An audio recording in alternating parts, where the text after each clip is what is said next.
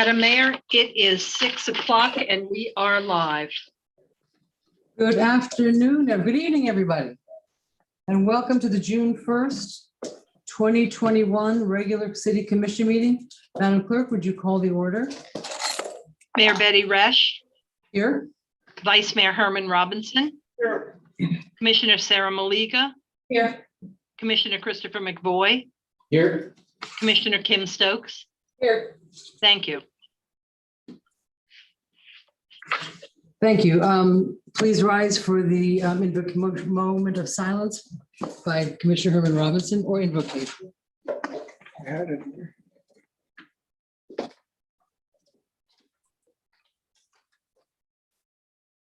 It'll be a moment of silence.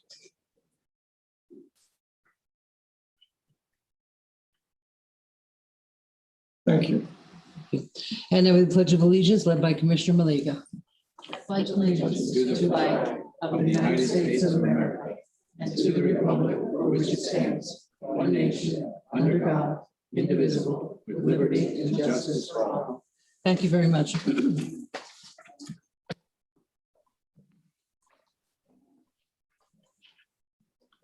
Madam Clerk, are there any additions, deletions, or reordering that you're aware of? Yes, Madam Mayor, under new business, item E, there was an ordinance 2021-04 amending a zoning map for a project at 1750 North Dixie Highway. That has been postponed until the June 15th meeting. Okay, and I would like to move item number D in new business, which is the approval of the interim city manager contract, to item A of that. I'd like to move that up so that the attorneys here can go home and stop charging us. Sorry, I just have to. It's so fiscally responsible. I am. Where I Okay, can. if that's all, you can ask for a motion. I would ask for a motion to approve the agenda. So moved. Thank you. Second. All in favor? Aye. We have a presentation by Captain Todd Bear. He's from the Palm Beach Sheriff's Office. Welcome, Captain Bear, our leader. Thank you. Good evening, everyone. Thanks for having us. I'm here tonight with Lieutenant Lavinia, my executive officer. Major Brennan sends his regards. He's on a much needed deserved vacation for a couple of weeks. A lot of new faces since I was up here last time. Since I was up here, like a year. Part of our law enforcement services agreement requires me to give quarterly presentations. I alternate crime data to the policing based on the 2 times a year that FDLE releases the crime stats.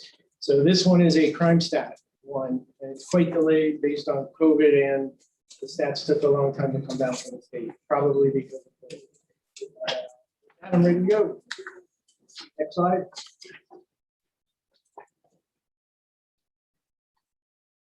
Here's what I'm going to cover tonight, our 2020 data. Like I said, normally this would have come up about a quarter earlier. We're already halfway through 2021, so I'm going to cover that as well. Noise complaints have been a hot topic lately. They've really surpassed a lot of the other quality of life violations that are typically the top 2 or 3, so I figured I would address that for you all. And the body worn camera project, Commissioner Robinson asked that I always have a slide on that until they're up and operational. And lastly, the previous commission wanted the overdose data. I believe it's still important to have on there. We are definitely not out of the woods in that area. So we keep a running slide every month. I give you updates on where we're at with the overdose situation. And then lastly, the grant update. We have 2 grants running in the city right now. Next slide. The delayed news was not so good. The current crime data news is really good. And in between, we finished the second half of the year pretty good. That's kind of summing it up. As you all know, COVID hit last year around February. The first 6 months of 2020, January to June, were not good for crime in Lakewood Beach. We were up almost 30% overall. The largest drivers of that increase was not so much violent crime other than the robberies. It was the burglaries and particularly thefts. We had more thefts last year than any previous year I can recall. So I don't know, I'm sure COVID was a large driver in that. We struggled during the shutdown When we came out of the shutdown and more people were out and about and we got back to a little bit of normalcy, probably about this time last year, it started to get better. We implemented a couple things in the grant and we had a really good second half. We were up 30% the first half and we finished the year up 3%. So you can tell we had almost an opposite second half of the year, which was really good. But we weren't able to get it, it was still a 3% net increase. Violent crime was actually down for the year, just a tiny bit. Robberies and burglaries were also down for the year, which was impressive since robberies were up the first half pretty significantly. And here's the next slide, current, up to date, as of today, year to date. We're doing really well. We don't have an overall decrease, but you can see on there, the green down arrows are all areas where crime is down, and the 2 red areas are where crime is up. The 2 reds are sexual assaults, where we went from 11 to 13, and shootings are 9 to 12. We have had a little spike in shootings in about the last 6 weeks, and we're seeing them kind of all around the country as well. Otherwise, robberies are down significantly on top of being down for the year last year, and then burglaries are also down pretty significantly. So we're happy with that. We want to keep the trend going. We've had a few bumps in the last month or so, and summer traditionally crime increases a bit. But we're going to hopefully have a good year because the first 6 months are really, really good. Next slide. Noise complaints. Several of you have called me about them. They're popping up all over the city. We're aware of it. We're working on it. It's an ordinance violation, but it's a complex and can be a very troublesome quality of life issue if you're the one trying to sleep and you can't because of the noise. We've changed up our response a little bit. We have 3 noise meters. We're giving 1 to each of the 2 downtown deputies, and then 1 we're keeping as a spare in the sergeant's office in the event they're off or things like that. They're going to handle all of them. If there's a noise complaint when they're working, they're going to go to it and they're going to take care of it. And I could talk about noise complaints for hours. I'm sure you'll have some questions. I'm not going to do that. Thank you. But it's not always cut and dry. And oftentimes we're in the middle, we're trying to do the right thing. Sometimes it's noisy enough to keep you awake, but it's not noisy enough to be a violation. There's a lot of that kind of thing. We have to meet certain parameters to make the violation. A lot of times we don't. And there are times where we drop the ball, we can't find one of our 3 noise meters, things like that. So there's a lot of little things, but we're going to make it a priority and we're going to try to get those complaints. We also one of my sergeants came up with a pretty good idea. The frequent flyer complaint locations, some of the bars and nightclubs and different places, we've sent them letters on our letterhead saying, hey, you've had numerous noise complaints. It needs to stop. There is a thing called chronic nuisance here and such. And we've had a good response. They've all called us back and said, hey, we weren't aware and we want to work on it. So hopefully we'll see a lot less complaints. And then we do always have the chronic nuisance ordinance to use with the people that just won't comply. Next slide. The body worn camera project. I know that's near and dear to several of you. Believe me, the sheriff wants them. We want them. We have no problem with them. I know it's not happening as fast as you would like. When it came up last time, I requested to be put on our team. We have about a 30-member team from all facets of our agency. I'm on the operational side. We've got HR, risk management, records, IT. Everybody's involved. There's a bunch of little groups of 4 and 5. I've been to 1 meeting so far. It is a huge $20 million project. We need a lot of the infrastructure. It's not so much the cameras. That's the easy part. It's getting all the right policies written. And then the real hard part is we have to get the infrastructure and hire several employees. We have to hire people in records for the redaction and getting out public record requests. We have to hire IT people and we have to get the storage. Where we're at right now is we hired a company to help us with the RFPs, request for proposals. They're guiding us in the right direction. What do we want? And what's the best company to go with? And so that's the stage we're at. But we definitely want them. The sheriff said we will get them, so we're going to get them. I don't have a timeline. And then the thing with bring up is we've had for years, we have dash cameras. The deputies are wearing audio recorders and they have the dash cameras on. They've had those for probably at least 12 or 13 years. Yeah. And I believe all have cameras on their tasers. So we're not camera less, But we definitely, we want to get to the point where we're running body cameras. Are the dash cams on all the time? How does that work? No, they go on at a certain speed. They go on when the lights go on, and they go on when the deputies turn on. Oh, okay. So they're on pretty much all the time. And we tell our men and women out there, when I was out there, a camera was on your shoulder like this. Right. Now you can pretty much consider you're on a camera all the time, whether it's someone's cell phone or an intersection cam or a real-time crime cam or just someone business owner. I would say we catch more things on camera than not on camera nowadays. So yes, we need body cameras. No, they're not the perfect solution, be all end all to everything. But we're on camera. We just tell our guys and girls, consider yourself on camera at all times. So act accordingly. Make sure it's something you wouldn't mind your significant other or your mother or somebody seeing on the 5 o'clock news, because that's exactly what's going to happen. So we're going to get there, I promise. Next slide. We'd be happy to be the trial city. That's been brought forward, and we passed that all the way up, and we got a firm maybe on that. So Oh, there you go. There you go. Well, Madam Mayor, I just want to say that in regards to that, I had a conversation with both gentlemen and the fact that we are unique because we are the only city that has as many alleyways that are used as daily transportation modes of getting around our city. So it makes us the prime city to be the launch for the body cams. Great. definitely push for that when I get to speak. And it's a county, because it's county money. Right. And you've got the money. And the other agencies have it. And we don't, as a city and as a county.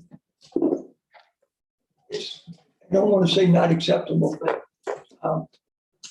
I'm hearing years out now. Can you at least? Not from me. I wouldn't say years. I can't give you a timeline. I'm definitely not, in charge of the committee. But I'll try to get a firmer timeline for you. I would not say years. But I can't tell you exactly. I don't want to misspeak. Neither do I. And the next slide's overdoses. As I said, we've been tracking those. When I got back here as the captain about 6 years ago, I went right into the middle of this, the beginning of the epidemic.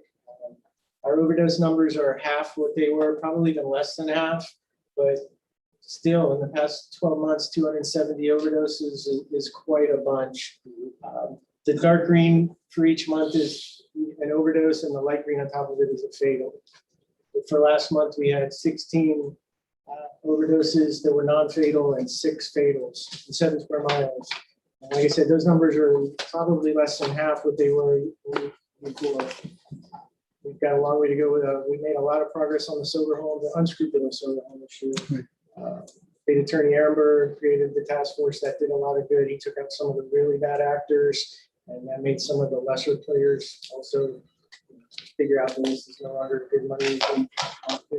That helped knock a lot of numbers down, but we still got a long way to go. And COVID seems to have made it get a little worse. Sure, there's driving factors there, but we're monitoring it. We're doing what we can on our side. Next slide. The grant.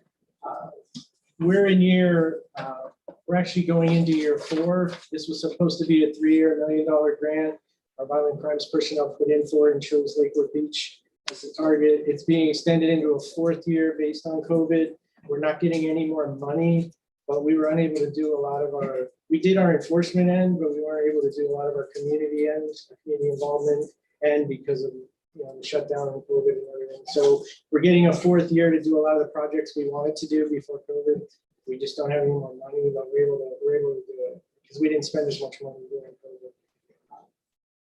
The suppression details we created last summer around this time, those have been really effective. Like I said, we have a good effect on crime, but we're not claiming all the wins because you got to claim the losses. I think opening back up somewhat last year and more people out and about helped reduce the crime as well. But the suppression details have been great. We pick certain dates and times, and we'll put 5 or 6 deputies out with a supervisor, and we put them at locations that are known for violent crime. We'll put 1 at each one, and they'll just stay there stationary, or they'll put their lights on. as a deterrent. You know, somebody's getting off 95 to go rob someone, we see, you know, the first convenience store is a police car there with the lights on, and we think, hey, I'll get back on 95 and go find somewhere else to go. It's been very effective.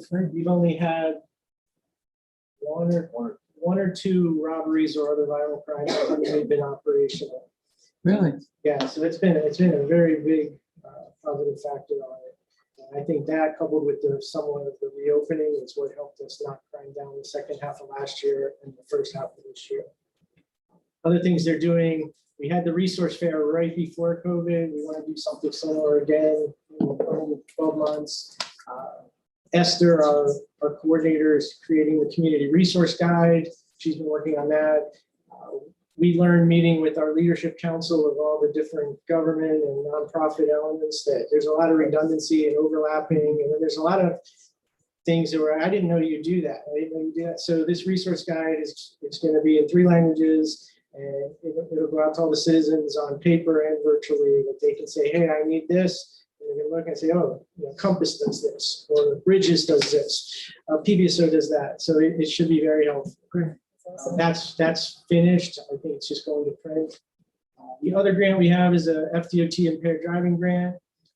We were chosen by traffic due to our numbers of DUIs and such, and that's $75,000 for the fiscal year 2021, and that's strictly for overtime saturation patrols to go out and look for DUIs and other driving issues. So we have 2 good grants in the city that were chosen by units out of it. Could we possibly focus on when you're coming over the bridge as people are entering from Palm Beach Island? Yeah. Because that tends to be an Autobahn, as well as when they come through the roundabout on A Street. Just happens. It just goes over the bridge and it happens. I got a couple complaints on that recently, and we've had the motors out there writing a good mix of tickets and warnings. We're trying to be judicious. A lot of people are having a hard time, and tickets are way more expensive than they were back in my day. But a good warning sometimes goes. Warning, far. absolutely. Yeah. But yeah, they're out there. That's one of our. I used to sit out there 27 years ago. Nothing's changed. Nothing changed. So I was there today, just looking at Bryant Park, and I happened to run into Ray Lewis, the retired football player. Ah. So I was literally there this afternoon. That's very cool. Next slide. Questions? Commissioner Robinson? And the just 2 questions. The noise complaints that you answered to, do you track them in terms of Airbnb versus resident?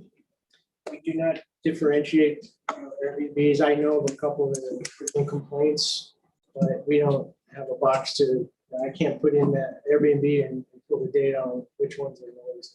We only track them through. But you'd have the addresses of, so if someone asked for a list of like noise complaint, We can pull could there that by We address? just won't know what it. Sure, we will. Yeah, we track, and we track repeat calls is our main thing with noise, is we get a list of repeat calls for noise, and that's where I wanna stop those. We try to stop all our repeat calls.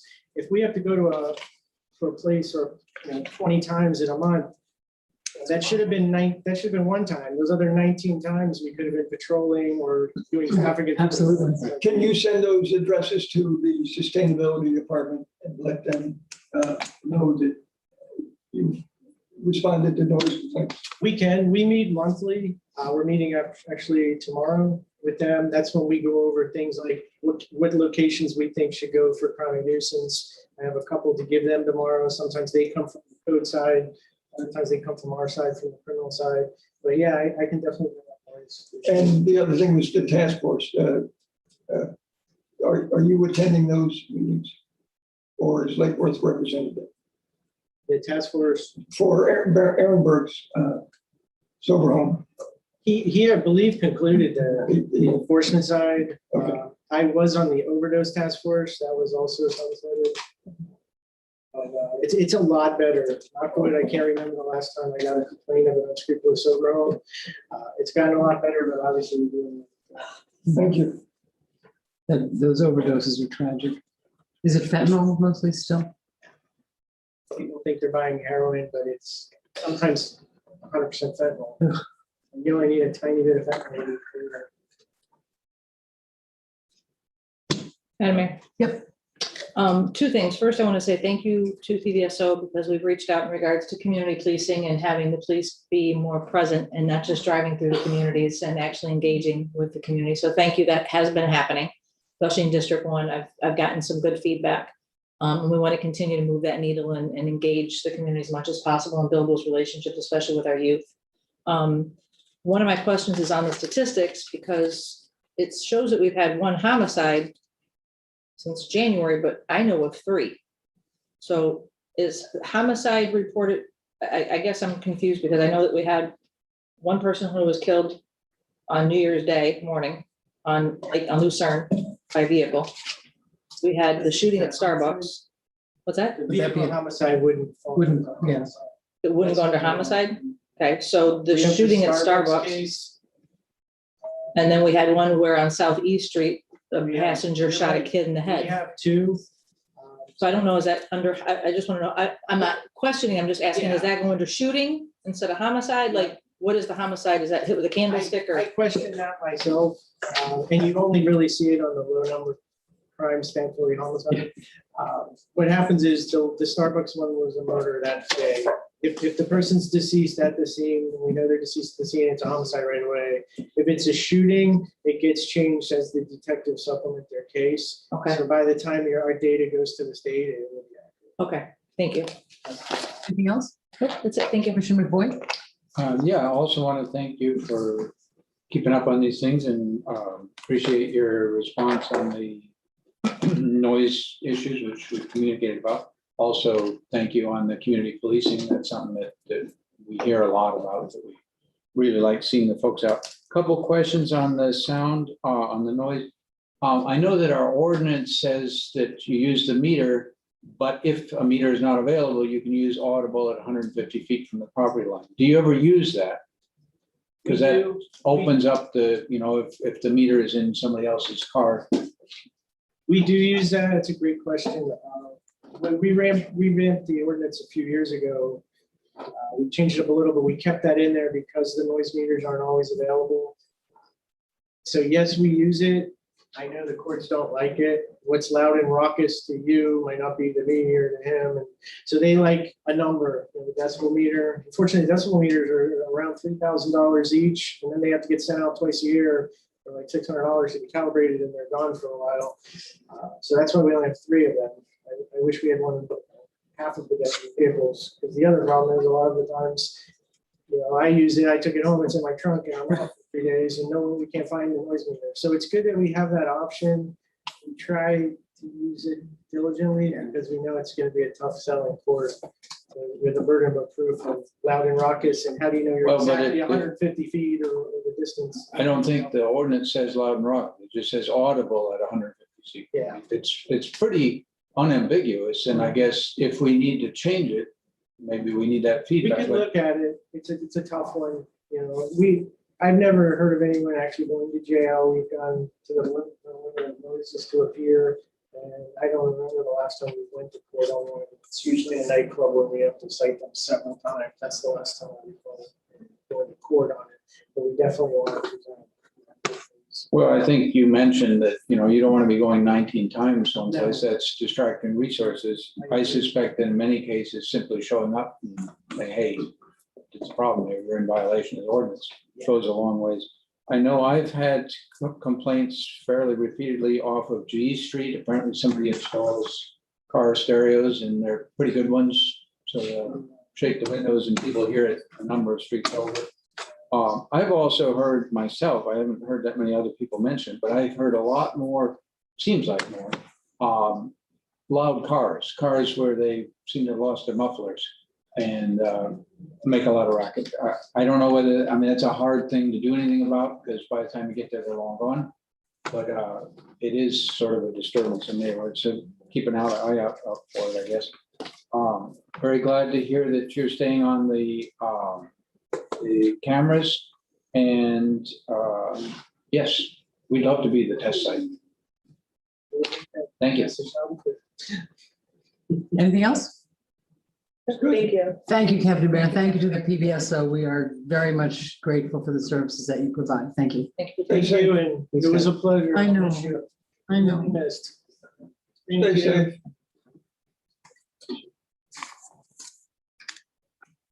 Now we have something a little bit different. I am very, very pleased to announce some names and tell us, and I'm going to tell you who these children, these young people, they're not children. And I'm going to go alphabetically. Each one of these kids is going to get a proclamation from the city. And the first one is, the city of Lake Worth Beach expresses appreciation to Lake Worth Community High School student Edson Augustine.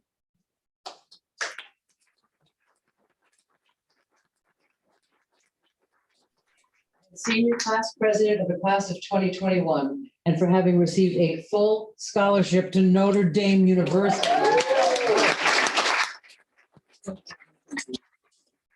Recognize you for your outstanding commitment and your academic studies. Presented today, this first day of June. Congratulations. That is amazing. Thank you so much. I think Dr. Epps wants to take your picture. That's the first of your, I'm going to come down. We can take a group picture as well. it's just the first of one of your future elections.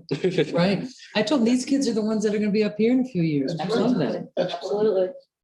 Okay, next we have Fritz Blanc.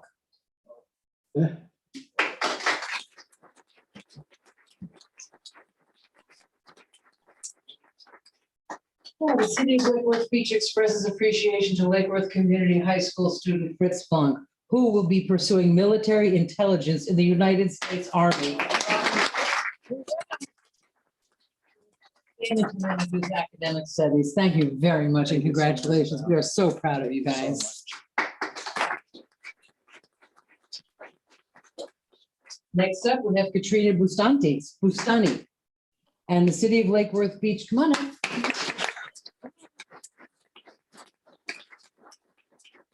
The city of Lake Worth Beach expresses appreciation to you as salutatorian of the class of 2021 with a 5.0 grade average.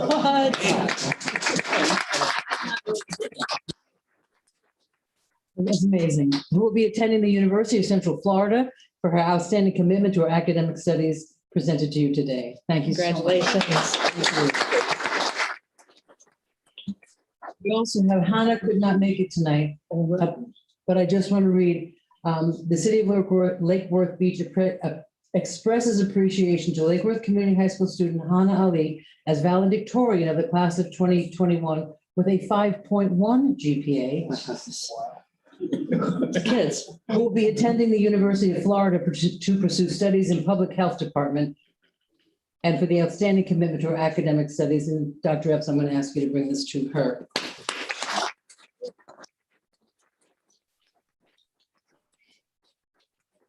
Are they all Lake Worth residents?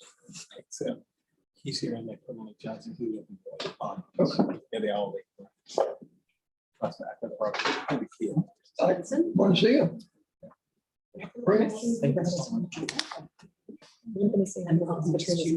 Some good news. Just a little token of our I like good news like that.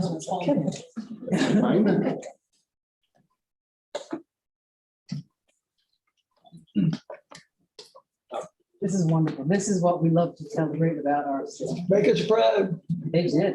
Just want to remember. Or Obama. You just want to remember, close your eyes on 3. Okay, 1, 2, 3. We have one more lady coming up. Mom, you want to come up and join the picture? Come on, you did a lot of this work. Come on. Mom? Yeah. You're the one that got up every morning.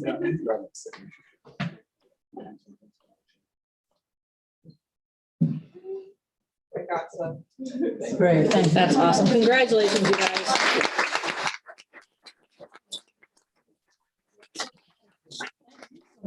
Come back and report to us within like in a year. Come back and tell us how you're doing.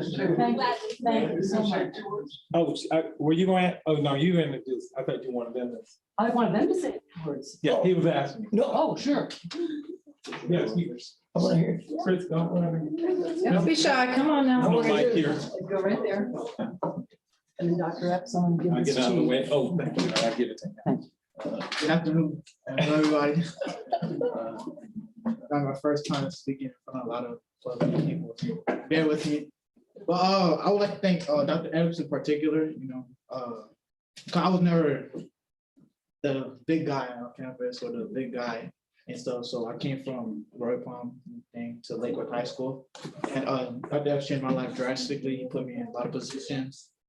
He worked with me. I'm a hard-headed kid. So he worked with me a lot, and I just want to thank him. Yes, you were. You were, you no longer. Yeah, I want to thank Edson. Edson's a great brother to have. We do everything together. Every event that we have at Lakewood, me and Edson's there. Anything, I'm just here to show, So I just want to thank everybody here, and I hope I could report one day. Could be Mayor Blunt. We love it. Absolutely. I just want to say thank you to everybody, and thank you so much. Thank you. Would you like to say something? He's leaving is it 2 weeks after graduation? Yeah, 2 weeks after. Come on up. Yep, Katrina. 2 weeks you leave? Yes, ma'am. July. Bless your heart. 5th. Wow. This is also my first time speaking in front of a lot of people. I guess it's practice though for my speech and graduation. Yeah. Yeah.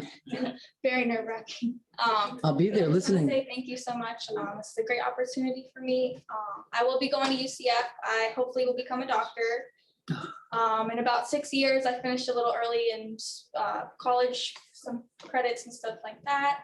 I want to thank my beautiful mom. She has. But It's okay. I can't. Without her, I couldn't have done it. And I'm just so happy that I could have this opportunity. Thank you. Thank you so much. We're so proud of you. On up, Fritz. I just want to say thank you for everything that you guys do for us and the city, the school, you guys, I just want to say thank you for everything. And I would never imagine I would be here.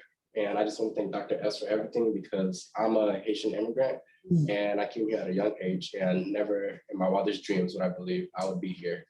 And in fall, I'll be going to University of Notre Dame. And I'll also be traveling to Ireland and California and Chicago since I got into a scholarship program with them. Really? Yes. Can you still talk to us when all this is done?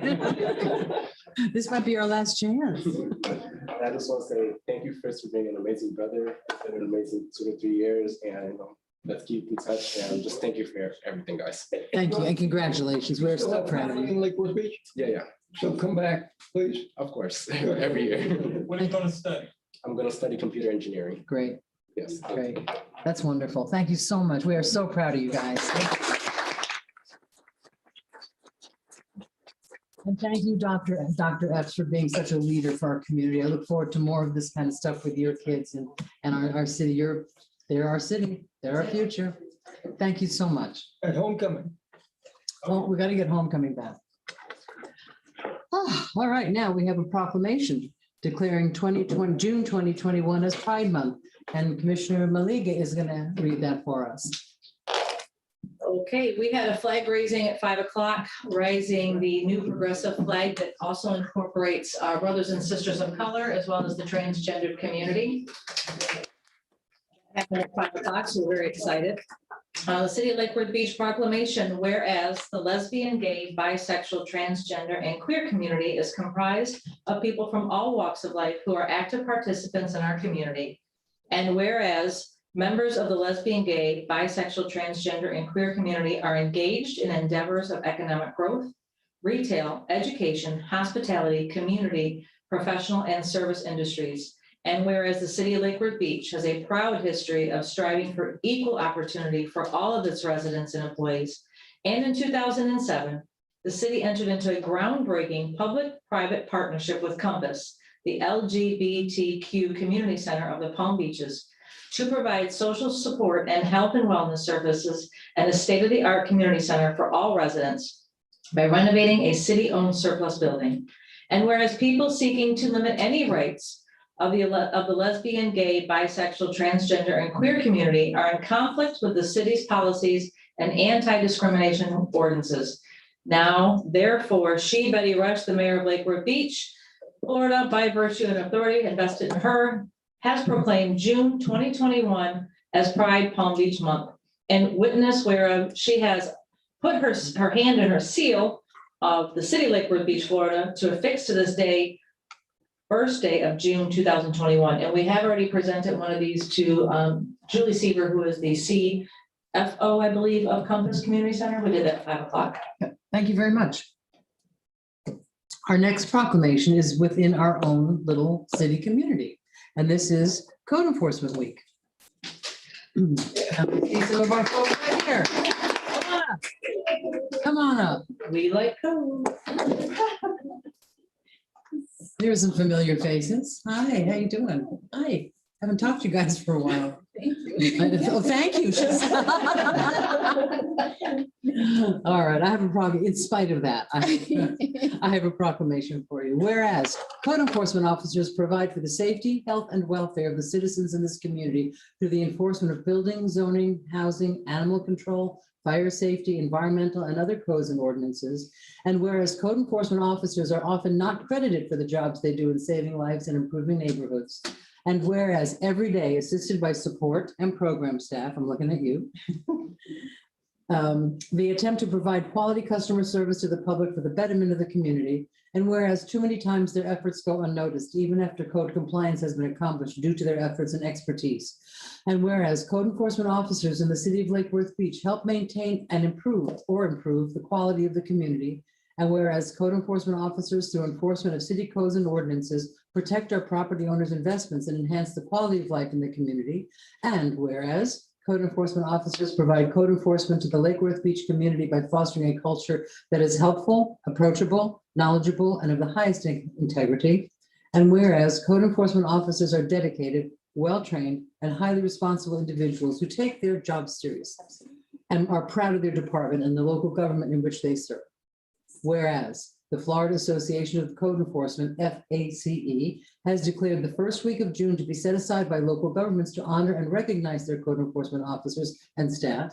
Now, therefore, Betty Resch, Mayor of the City of Lake Worth Beach, by virtue of the authority vested in me, do hereby proclaim June 1st through the 5th, 2021 as Code Enforcement Officers Appreciation Week in the city of Lake Worth Beach, Florida, in accordance with the statewide observance of the same, and encourage citizens of the city of Lake Worth Beach to join this commission in expressing appreciation and gratitude for the dedication and outstanding service provided by the individuals who serve as our code enforcement officers and support staff. I have to add that.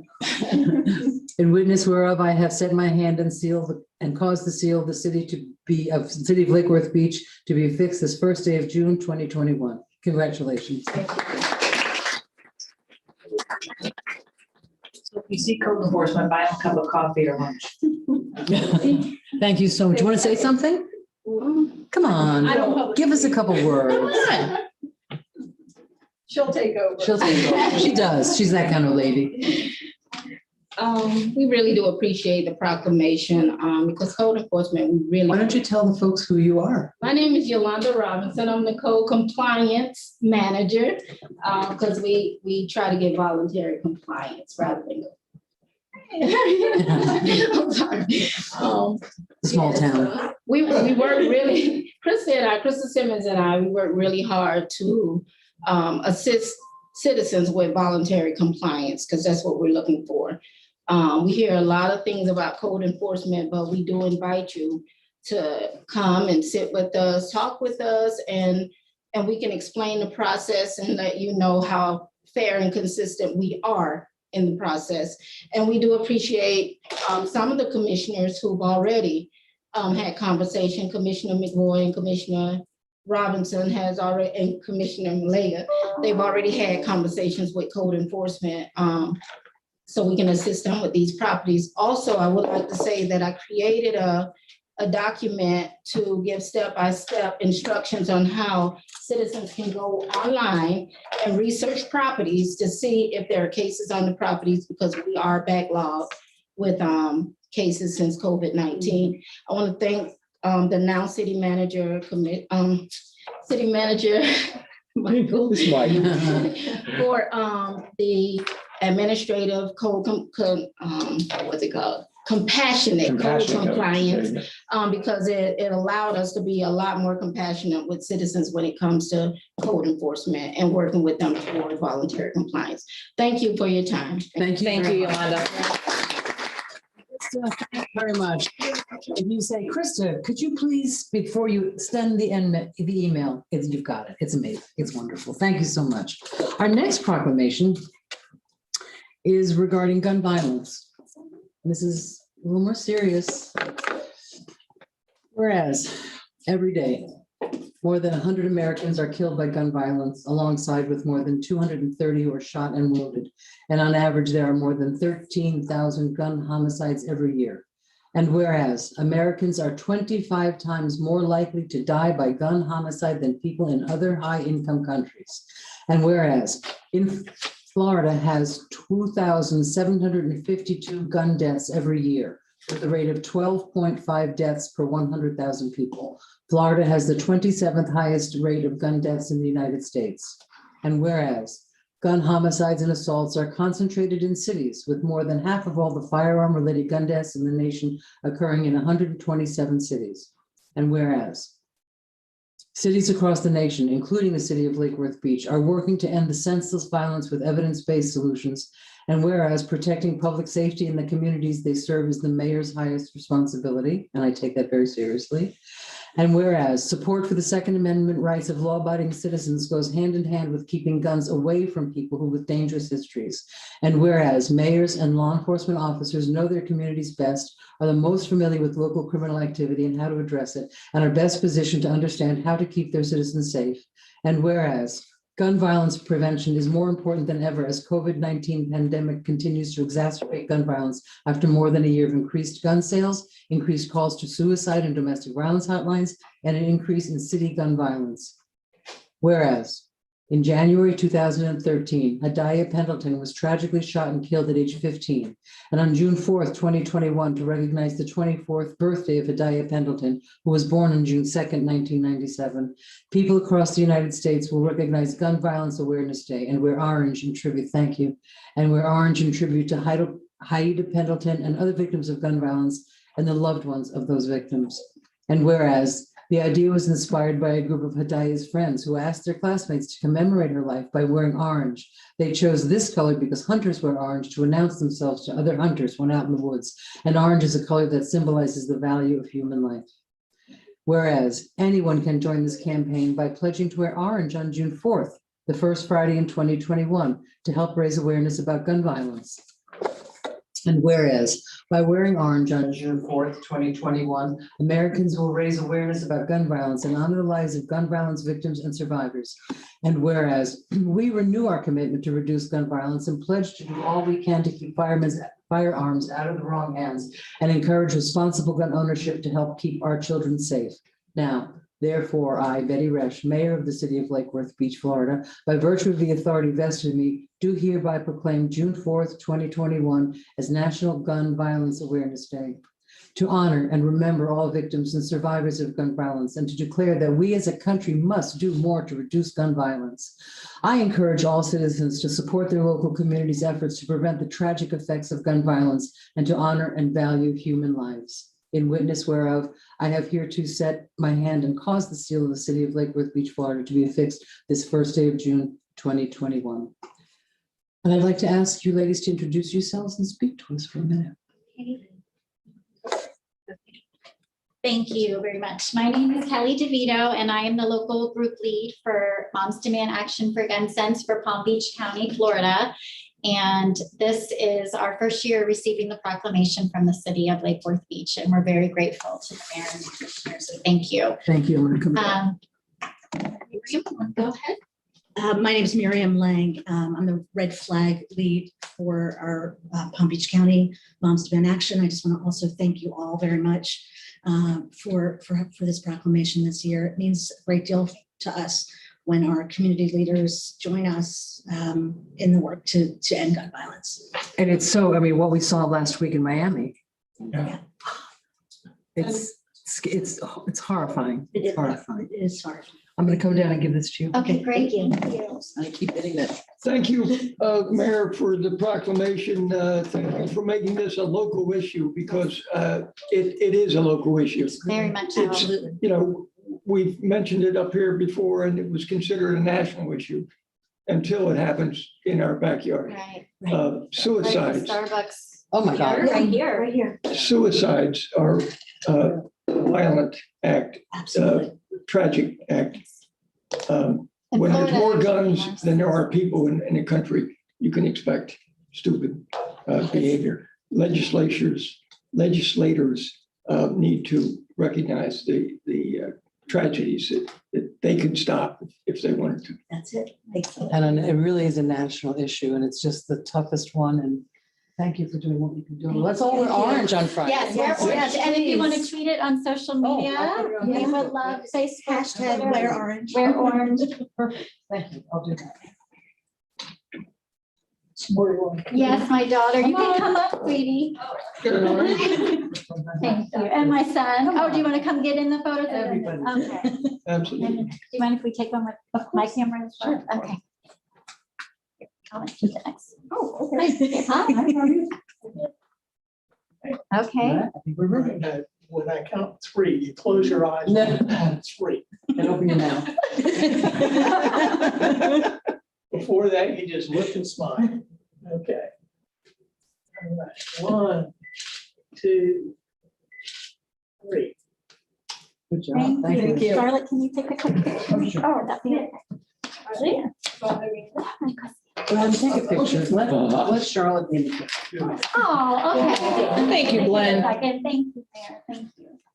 Sure you trust Glenn? I don't know. I'll just say 3, 2, 1. Ready? Okay, thank you so much. Thank you. Thank you for And doing it. Miriam is a resident here for a little bit longer. Thank you so much, Nice to really. meet you. Nice to meet you as well. Thank you. Take care. Bye-bye. Thanks for Thank you for all your hard work. Bye. Thank you guys for what you're doing.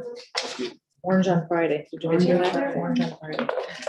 I have orange. I'm not sending you a reminder email. Orange on I'm Friday. putting it on my calendar. Will you send me a reminder, Chris? We have a lot on our minds. That is a good reminder. Okay. Commission liaison reports and comments. So let's start with Commissioner Maliga tonight. Okay, let's see, what have I been doing? We went to the Memorial Day celebration yesterday at Pinecrest Cemetery. And I want us all to be mindful of what Memorial Day means, and it's not about weekend barbecues and long weekends, and just in this coming days and weeks, remember all those who have sacrificed for our freedom and why we're here. I ended up stumbling across the Family Fun Day that was being put on by our Lake Worth Beach Jaguars football team over at Memorial Park on Sunday. They had bounce houses and other kids out there, so I got to meet all the affiliates who run the organization of the Jaguars football and the cheerleaders. Gonna make some connections with them between Miss Reggie from For the Children, because they don't have a relationship, they don't even know each other yet. Oh, I mean, We'll fix that. isn't that crazy? Yeah. And then the Unity Wall celebration has been moved from June to July 17th, because we were trying to wait for PBSO is doing a memorial painting, and their artist is gonna need a couple more weeks to do it. And it's for a young Haitian PBSO officer, Captain Mary, can refresh my memory on his name. Pierre Rizzo. Thank you. Mr. Moody, who I met on Saturday, is grateful for the extra time to be able to finish that portrait. So What was that day? July 17th, At what time? 2 to 7 is what we're looking at. It was a Saturday. Yes, 2 to ma'am. 7. Yes, ma'am. That'll be the Unity Wall celebration. That's all I have. Thank you. Commissioner McBoy? Well, he's out of battery. All right, we'll do it without the battery. That's not such a bad thing. My notes just vanished. Couple things. We had a small thing on the city steps for Haitian Heritage Month on Friday, which I was glad that we were all who were in town were able to be there, and very kindly, folks from For the Children brought some of the younger students to read some moving things.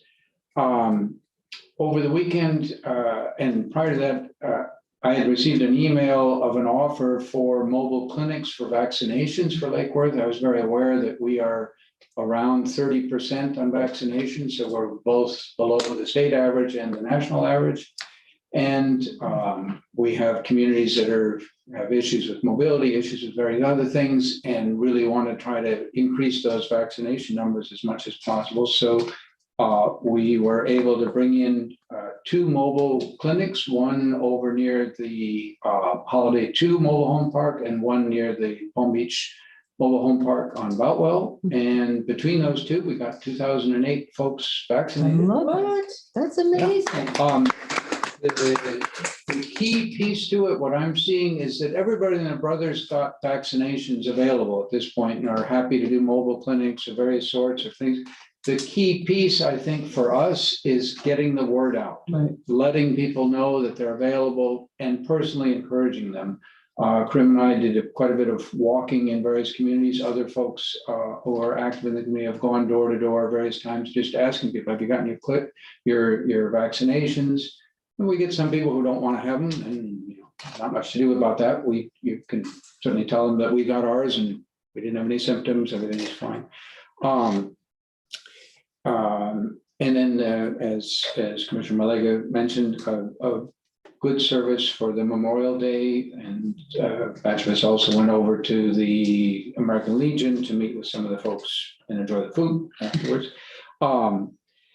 Couple other things, some very interesting things have happened at the international level on climate change. 3 of the large fossil fuel companies, Royal Dutch Shell, which I have a connection to because my mother's from the Netherlands, a Dutch court ruled that they have to double their reduction in emissions.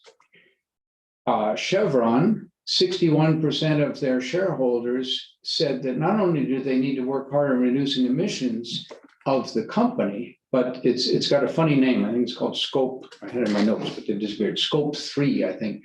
What it means is that the shareholders are holding the company responsible not only for the company's emissions, but for the emissions of the people who buy the company's products, all of us. Very big change. And ExxonMobil had gained 2 activist shareholders who are pushing for climate change. I think finally the words that's come from a long time from scientists that this is a big deal, this is a serious thing, is working its way out into the financial world. There are other things that one could mention. One that I happen to know is hospital systems are taking this stuff quite seriously. Boston Medical Center lowered its energy use by 40% and greenhouse gas emissions by 90% while increasing the number of patients they cared for. And get this part, they did it. They're a nonprofit, Boston Medical Center. They did it and lowered their costs. So, and elsewhere in that article, it noted that I think Kaiser Permanente in California has been active on it for 10 years, working on it. And some of the places are actually going to being able to be fully off grid. So as we think about our own electric system, we need to be thinking that what we see now, what we've been used to be seeing for 20 or 30 years, may be a very different world as the technology on storage is changing. And I might have had something else, but I can't remember, so I'll drop it at that. And I did not run your back. You did unplug my notes. Commissioner Stokes. I think I dropped it in the water. Yes.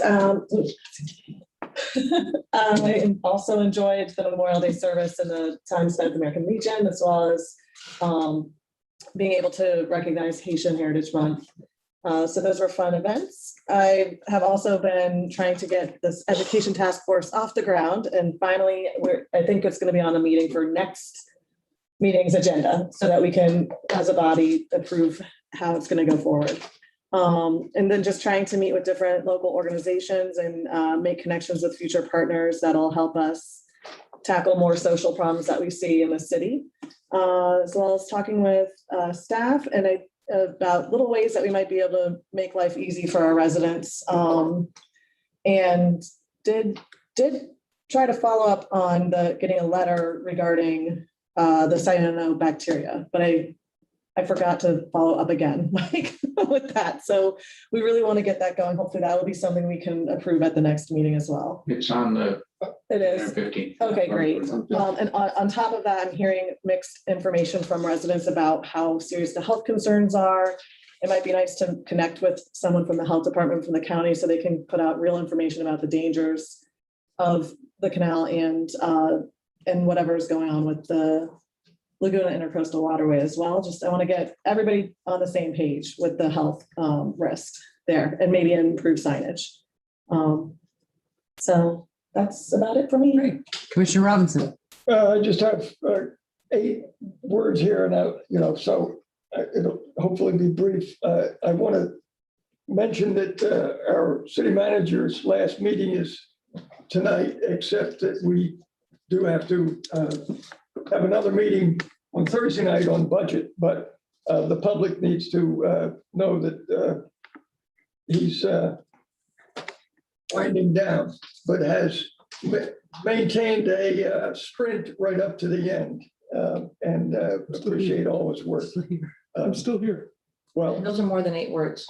That is no, I had 8 topics, I'm sorry. 8 topics. I want that Richard Pinsky is back from Tallahassee, and I don't know whether it's more beneficial that we meet him individually or he come and present to us and the public. So I look forward to a conversation somewhere with him. I thank Captain Bear for his quarterly reports. I would really look forward to a quarterly report from CRA as well. And hopefully that'll happen, maybe. We're working on it. I hear that a lot. I've only been here since March. Again, more than 8 words. I said 8 topics. Okay. Let's do a timer. The communication from the city about quality water, about events are very important, and I want to make sure that our communications doesn't fail us. Went to a SAC meeting at South Grade, and they're done for the summer, but parent involvement was terrific there. They have interpreters, and they are having parent involvement, which is terrific. I want to thank Bryant Park for their music in the park. Hopefully that will be an event that doesn't create too much of a strain on city budget, whatever it takes. I know the people that attended appreciated the event. Memorial Day, I want to thank Post 47 and the Boys and Girl Scouts that put up the flags and presented themselves as leaders of the future. So Boys and Girl Scouts had a lot to do with. And our city staff. I'm sorry? And our city staff for the Memorial Day. Yes, as they do every year. Gay Pride on Saturday in Bryant Park. Look forward to that. The sympathies go out to Helen Green for the loss of Bud Green, a long time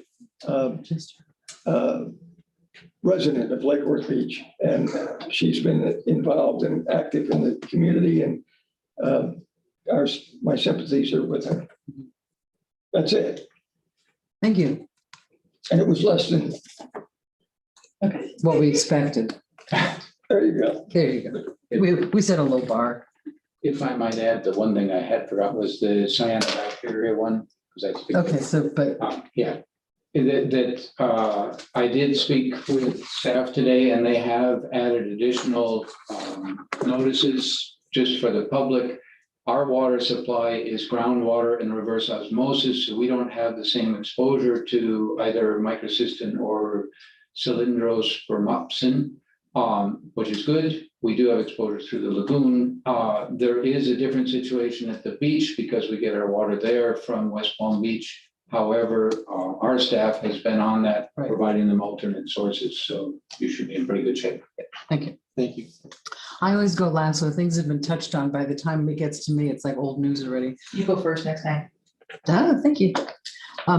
We've been here now a couple of months and we're, all getting to know each other and learning our styles and learning what's important and trying to, set priorities and things in our own lives as well as in the city. And I've gotten some feedback that we're a little too casual sometimes. We have a little too much fun sometimes up here. And I want to say, as long as we get the work done and we're getting along, I think that's a good thing. I've also been told I've been a little brusque, so go figure, we can't please everybody all the time. But what I want to tell everybody is that, someone described it to me when I was talking to a friend of mine about it. Think about it this way, you've got 5 people who just sort of know each other, not that well. Although Herman and I've known each other. And we're running a multi-million-dollar corporation. And there's no class on how to do that. And we're not allowed to talk to each other. Great. So just think about that for just a second. We're doing the best that we can, and we will keep it. There's going to be some humor here because that's just the way it has to be. I'd rather have that up here than the other. So I want to thank people for their feedback, and we will continue to pay attention to it. I was also honored to be at the Memorial Day event, and it was really wonderful to see all 4 commissioners. We've all been, pretty much all 5 of us, at the events as they come up, and I'm very grateful for that we can give that show of force. I wanted to give kudos to the staff. The beach club at the golf course, that restaurant up there is one of my favorite places to go. That's where I take people from out of town to sit and watch the water. And I've been complaining and grousing about the disgusting carpeting in the hallway. And the ladies' bathroom for a long time. And if you've been up there lately, it's gorgeous. It's completely redone. The floors are now, wood, whatever they call that, wood. Laminate. What? Laminate. Laminate, thank you. And the ladies' rooms, they were still plastering and painting the other day. And I want to thank staff for pulling that one off.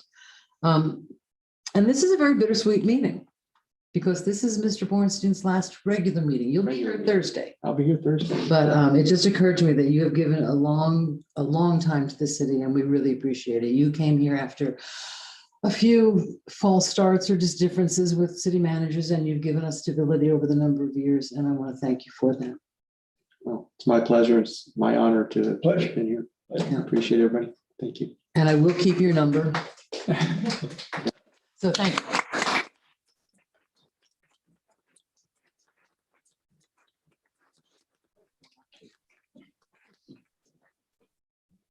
I can stay in touch. Speech. No, No, I have 8 words. and he means it. Thank you very much, Michael. We all are really grateful. Public participation of non-agenda items and consent agenda. Madam Clerk, do you have any cards?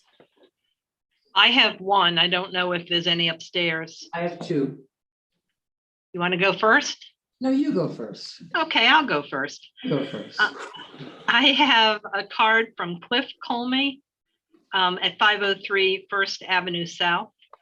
Dear Mayor and Commissioners, regarding timely notice of agenda items.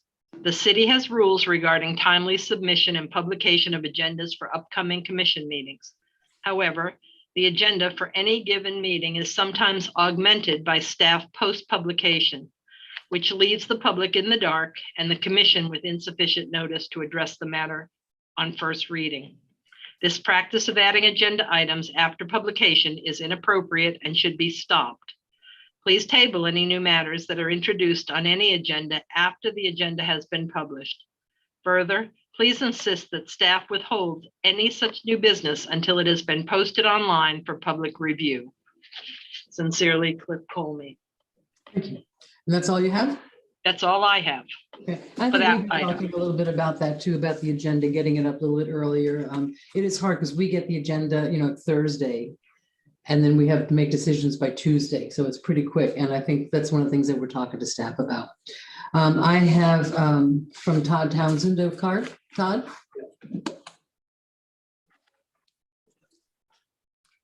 Good to see everybody today. Townsend, 502 South J Street. I think this commission has come along really nicely. I like the way everything's culminating together. Thank you. But so I'm here. I have 8 words too. Mine are not friendly. I'm here to again bust the chops of the DOT for this this intersection that they're going to build for us at 10th and 95.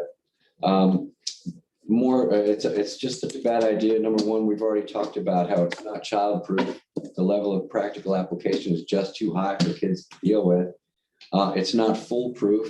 Let's talk about alcohol. Let's talk about mistakes. Let's talk about bad drivers. And it's not freak proof. You have cars are all the time breaking down. We have a lot of accidents happen at the intersections. And that's all I wanted to say. And I think you heard our comments to DOT. I know, your hands are And let me tied. suggest you talk to them because we are powerless. Yeah. I know, their hands are tied and nobody should get upset with So them are our about feet. it. But we do have to continue to bust the chops to the DOT. And it's a shame that we actually have to come and bust their chops. Well, if you want to bust their chops, you might talk to them. Right. But so they're up there listening, watching you people. Let's hope. Anyways, Thank you, Todd. Thank you, Tom.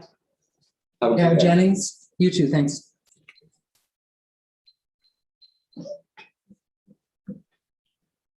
Good evening, Kara Jennings. A few items on the consent agenda. I didn't read them all, but I read the one about paving the Park of Commerce. It's over $50,000.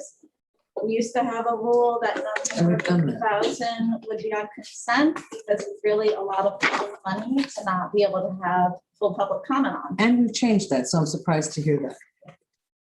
Also on that agenda item, we've been working on the Park of Commerce for over a decade. We did a lot of the initial work when I was in office. And I really think, not for this change order, but in general, there needs to be a financial analysis of how much more public money gets invested in the Park of Commerce. Like, at what point are we going to get a return on the amount of public money we put into that part of the city? Regarding water, Joanne Golden, who's passed away now, put an incredible amount of work into championing the reverse osmosis water system and plant. And I think it should be named after her. And it was really,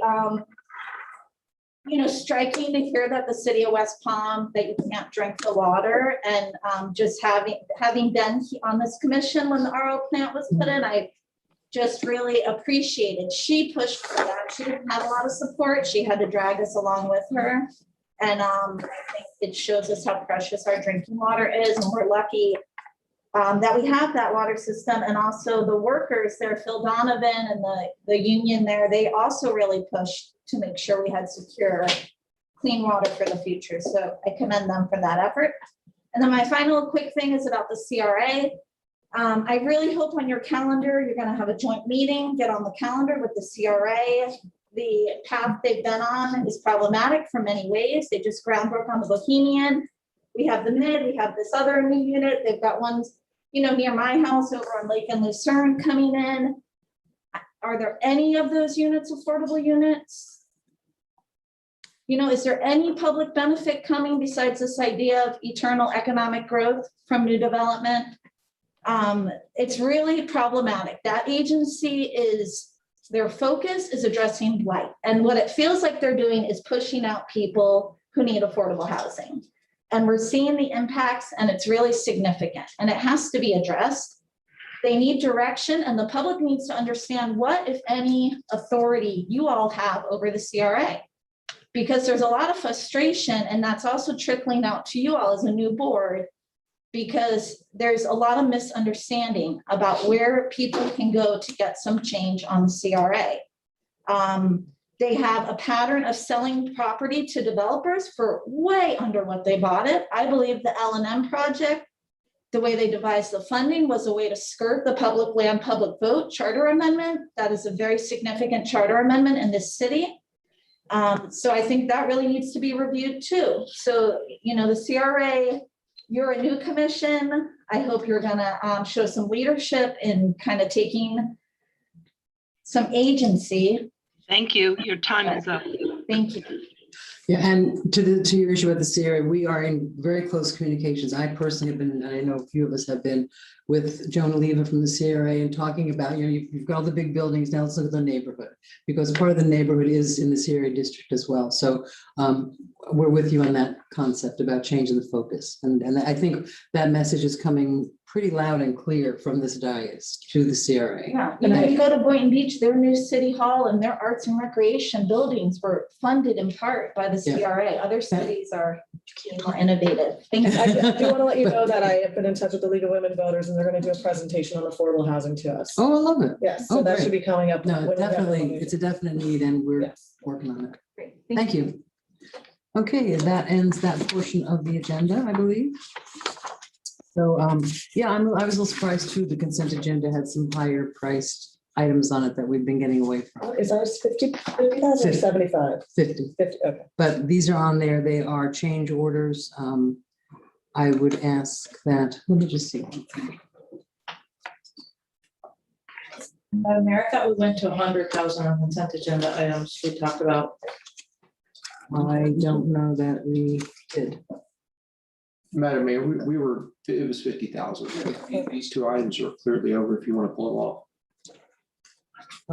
Has anyone had a chance to look at them? I have. And do you have any questions about it? I did with staff and I've answered all of them, but thank you. Do you feel comfortable with it? Yes, ma'am.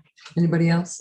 No, I think the purpose is to allow public comments. It would be weird to pull them up at this. time. Right, That's- right, but just as to staff.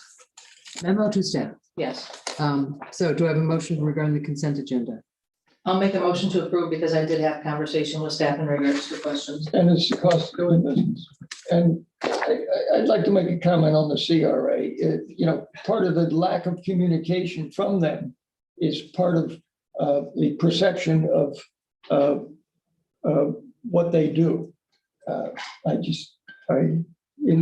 gonna say in their defense, if they would communicate better, we would have less angst about what they are doing. And we're working on that. Yeah. Yeah, we're gonna definitely have a public, a joint meeting fairly soon and,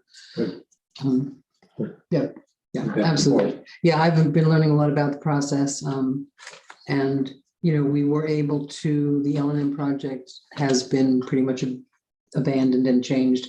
We're going to be having a series of public meetings, and I dread the word charrette, but it's a good word to use. We're looking for that public input, and we want to do it successfully. There is an article that I shared with the staff and with a few other people, and I'm happy to put it somewhere that public can get it, regarding, it was very interesting. There's a group called Strong Towns. And it's like I see it on Facebook and I'm a member and there was an article because we were talking about public input and getting public input. I read the article. And the article is like the failure of public input. Yes. It's like how to do it right. We can all do it, but let's do it right. So we have an opportunity here with the L&M property downtown to do it right. And we don't require, we suggest public, or the developer going to the public. We don't require it. Well, right, that's one of the things, but before we even get a developer, we need to talk about the vision of downtown and how the downtown's going to look.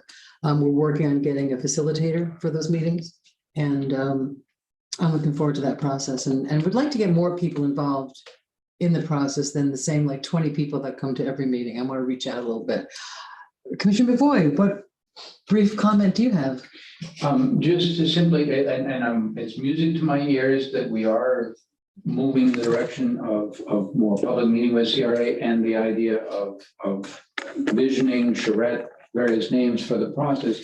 The only comment I'd make with it is let's not limit it to the downtown, because I think our need is to understand as a whole our finances as well as our patterns of development and where we want to do it and whether we're all sort of on board and do some of that modeling that Elizabeth Cyber-Platter suggested, both architectural and financial. Right. I think that's important. To not belabor this, but I just have one thing. I spoke with Juan today about we're going to start the budget process soon, and I don't do my own budget. And all of a sudden I've got to help do this budget. So I've asked, and I've mentioned to Mike in the past, but and I'm talking to Juan about things. Having the heads of the departments give, just record a little, this is how a city budget works. We have different funds and these funds come from there and they can only be spent there. So that it's real incomprehensible from my perspective. I look at the city budget and I'm just like, what does this mean? So in trying to get everybody involved in understanding the city, I want the public to be able to go on the website and say, okay, that's how that works. So that we all have a better understanding. It's a it's a bit of work for staff, but I think in the long run, we'll all be better off if we have a better understanding. How does this work? So that's one thing we're going to be working on. So Commissioner Malika. Just real quick, when we're looking at the consent agenda, item B is ratification of appointments and reappointments to various advisory boards. Yeah. I just want to throw out there that I had brought up the notion of in transparency and communication, that in my opinion, just in the last 81 days or whatever it's been, a lot of the things that are on our plate have already gone through Planning and Zoning Historical Board. I believe that the Historical Board and Planning and Zoning needs to start having communication with the city residents at least once a quarter. So we're all on the same page, because they're ultimately the ones who are making these approvals before they get to us. I agree completely. So I just want to throw that out there. And one other thing, when you were talking about the education component, which is brilliant, and I'm glad that you suggested that to the heads, is that I did my National League of Cities educational modules this weekend, 2.5 hours of my life. That was very educational. But again, I think if people are running, they should take that before they run, so they actually know what the job entails. It's pretty wild. Before they get up here and they're like, whoa. So that it is an educational component, and I encourage anyone who hasn't watched all of them to do it. It is a little time consuming, but it helps break down this whole process of the budget that we're going into, and capital versus operating, and yada, yada, yada. I'm going to share that little piece of it onto the website so people could read that as well, not just us. Yeah. And this weekend I'm going, and I think Commissioner Maliga is going to go to at least part of it, except for Saturday morning. We can't be there. Up in Palm Beach Gardens, there's a 3-day seminar by the Florida League of Cities, like how to be a commissioner, how to be a mayor. Like you get it's like on the job training at its most supreme in this job, but we're all doing our best and learning as we go. And we have a wonderful staff that's really been helping us. And we meet with them and ask them questions. And I'm sorry? Education. Education's all about. Tremendously. So anything else before we move along? Madam Mayor, we have a motion on the floor to approve the minutes. We need a second and then a vote. Second by Commissioner Robinson, all in favor? Aye. And thank you for reminding me about that every time I forget. Every Thank single you. time I forget it, which is often. Okay, now, unfinished business. Nope. We Nope. need the consent agenda, a motion and a second. Oh, I thought that's what we just did. We did. No, we did the minutes. The minutes. Thank you. Do I have a motion for the next thing? Motion to approve consent agenda as is. Thank you. And do I have a second? Minutes. Second. Thank you. All in favor? Aye. Thank you, Madam Clerk. Minutes. Thank you. Details. Now, I think we are in. Yes. business. Thank you. I count on you, Madam Clerk, to keep me in line. Okay, do we have a presentation from staff? I see Mr. Brown coming up. I don't see any mics, so. You're shaved, you can sit up. You notice it looks different. Good evening. Good evening. Good to see you. For the record, Jamie Brown, Public Works Director. Back in at the March 25th commission meeting, there was a motion made to extend the downtown outdoor cafes until May 31st, which is actually yesterday. And I apologize, we originally had this on for the May 18th meeting, but we needed to move it to this meeting. So technically it ended yesterday. As I mentioned in my staff report, staff is recommending that we actually postpone that date until June 21st, which is basically, that would give the downtown restaurants 3 full weekends and 2 full weeks to organize removing tables, tents, whatever else they have out there. And then we would actually on the 21st go through and remove all of the barricades and everything on that Monday. So we're bringing this forward to see if that's something that you guys want to move forward with, if that's too long, if that's not long enough. But I did want to mention that I have also heard, like I mentioned at the March 25th meeting, from other businesses downtown, which are not food and beverage related, that have a major issue with this. Right. So I want to make sure we're talking about both sides of it. That's right. Commissioner Robinson was first. I'd just like to hear about the meetings you've had with the merchants. The meetings I had with the merchants. Yes, in regards to this issue. I met with them after we had the March 25th meeting to basically notify them that it was going to be extended until May 31st. At which point in time we would then have another discussion as to what would happen at that point in time. You had a meeting or you did one-on-ones or on? One-on-ones. I go and I go talk to Joe at Lilo as I went individually to each establishment and talk to them one-on-one. Okay. So percentage wise, the bars are in favor of it and anybody else that's doing business downtown is opposed to it. Is that, I mean, you're not gonna please everybody. Basically, but also keep in mind that since then, obviously restrictions have changed. A lot of things have changed as far as what was in place back then compared to right now. And nobody mentioned Different parking situation. as an issue. Back then, yes, and that was the non-food and beverage. Right. downtown. Is that still their opinion that they are, Yes. they don't like it? No. Yeah. No. I mean, it's hard to find a parking space. It really is. I went to get a cup of coffee at Common Ground the other day and it was hard. Commissioner Maliga. I'm gonna be the non-popular person, I can already tell. So I do own a business downtown, and one thing that I will say is that while I agree and I hear what you're saying with the because it obviously doesn't benefit me, I own a gym, I'm not serving alcohol or food.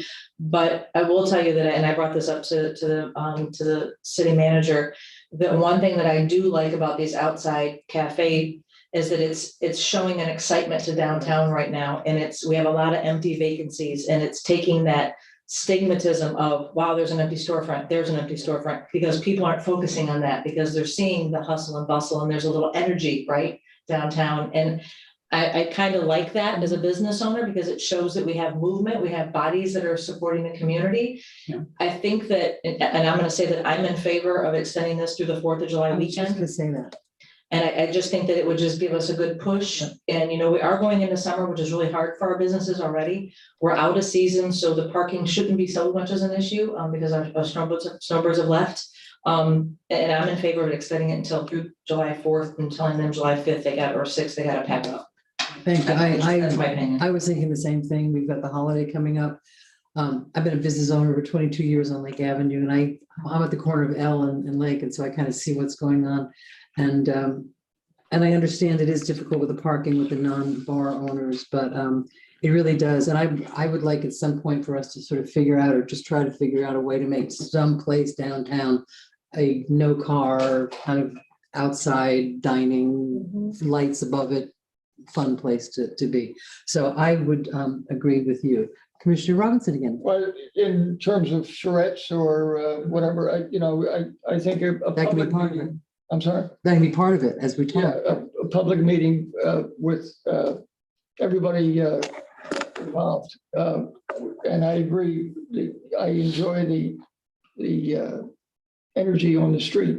I think then we should work towards sidewalk cafe permits Agreed.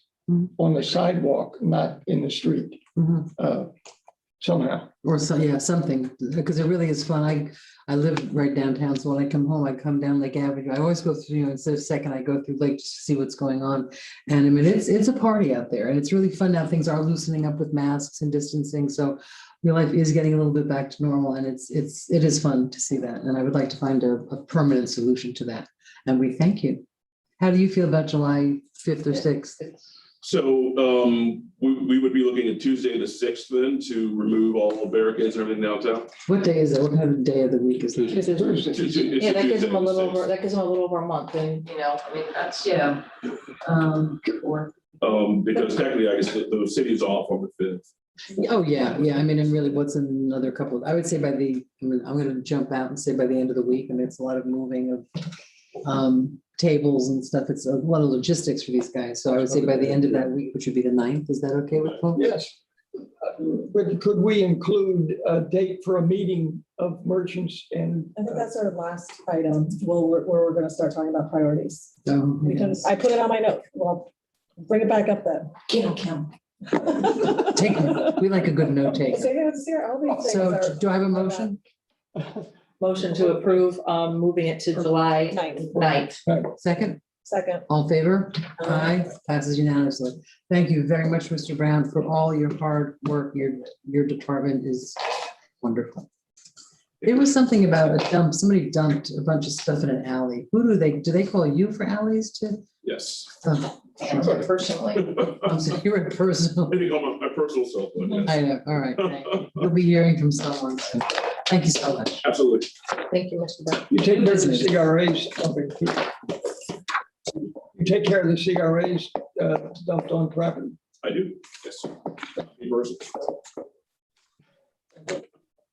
Picked up stuff in your truck. I have picked up a lot of stuff in my I truck. bet you have. I called up out of toilet one day. I was out there picking up a toilet, yes. I call that a dead cat. You name A it. dead cat. Okay, next on the agenda, do we have something from staff? Yes, if Keith is listening, I need him to bring Valerie Nielsen from the TPA. Wait, excuse me, Madam Mayor, you moved item D to the first item here. Oh, I am so sorry. Yes. This is, We have to do the approval of the interim city manager's contract first. I'm so sorry, no, Valerie. I'm sorrier than you are, It's good to see you again. because I keep messing this stuff up. Your work is done. Good evening, hi. Good evening, Laura Donlin. I am, as you know, one of your city attorneys, and I will keep this brief at the mayor's request. Thank you. As you know, back in early May, the commission appointed Ron Flores to become the interim city manager in Mr. Bornstein's absence, and directed that we prepare a contract. We've done that for you, and I'm here to answer any questions you may have. But I know you're quite familiar with it as well. Does anybody have any questions? None.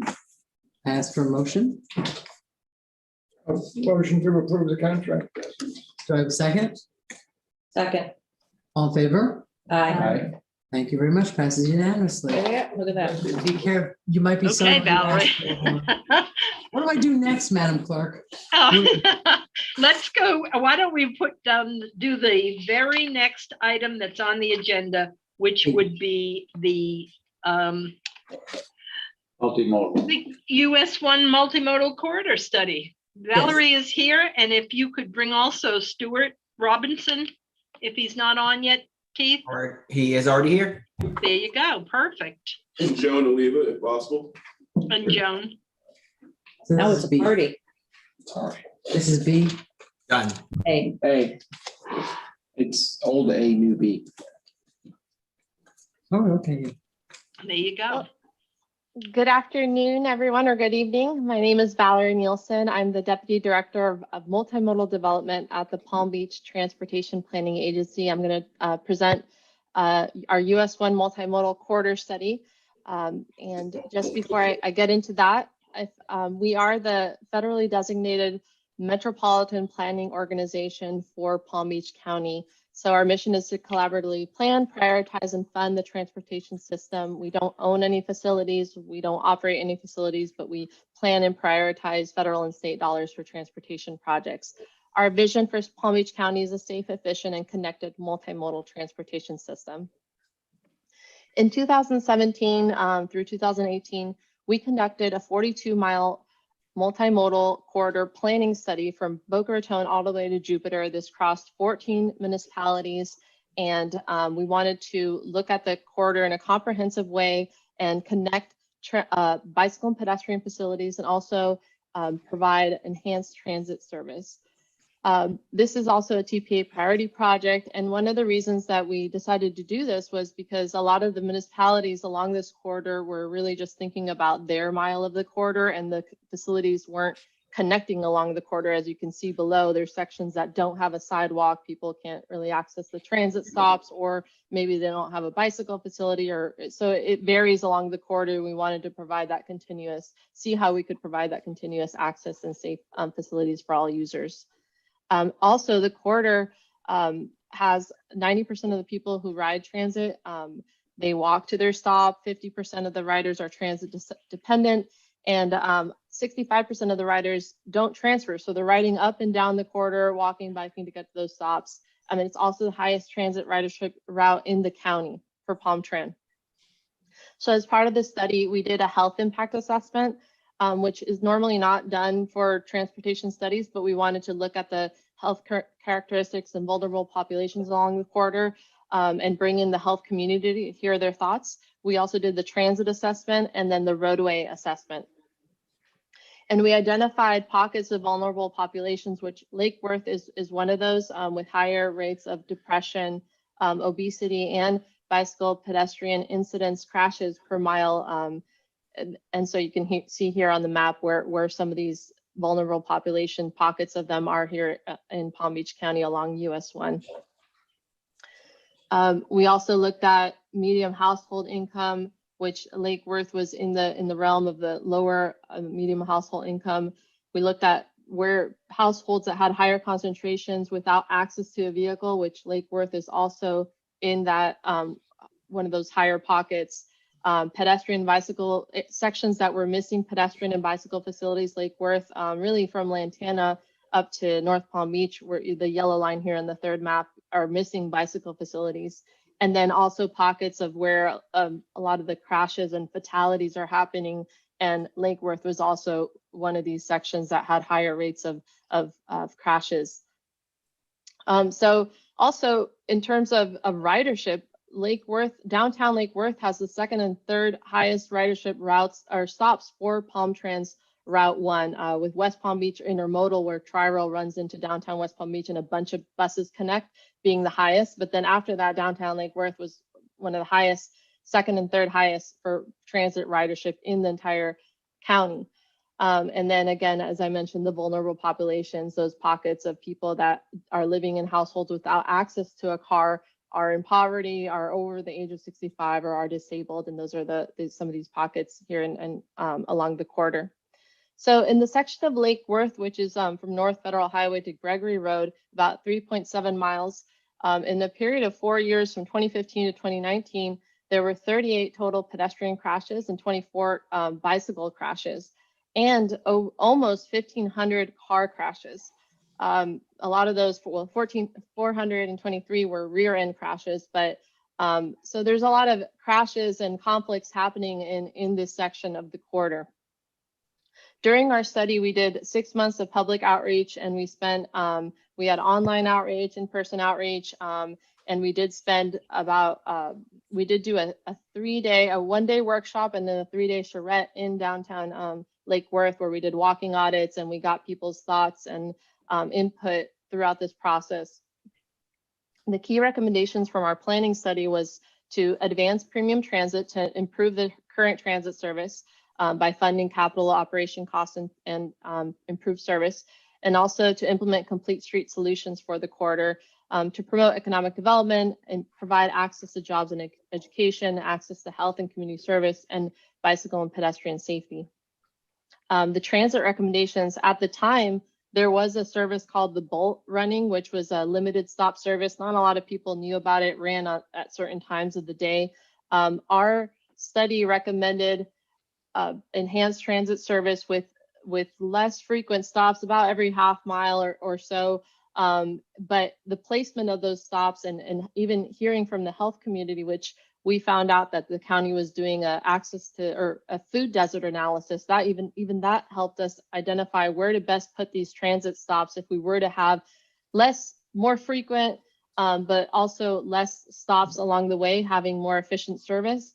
And the placement of the stops would equate to over 229,000 riders per year. Also, within a 10-minute walk of those stops, there would be 45 schools, 217 healthcare facilities, and we would increase the amount, 130% increase in the households and jobs that were located that would have access to the transit. So we were placing these stops, these recommended stops, in locations that really make sense and improve access for people.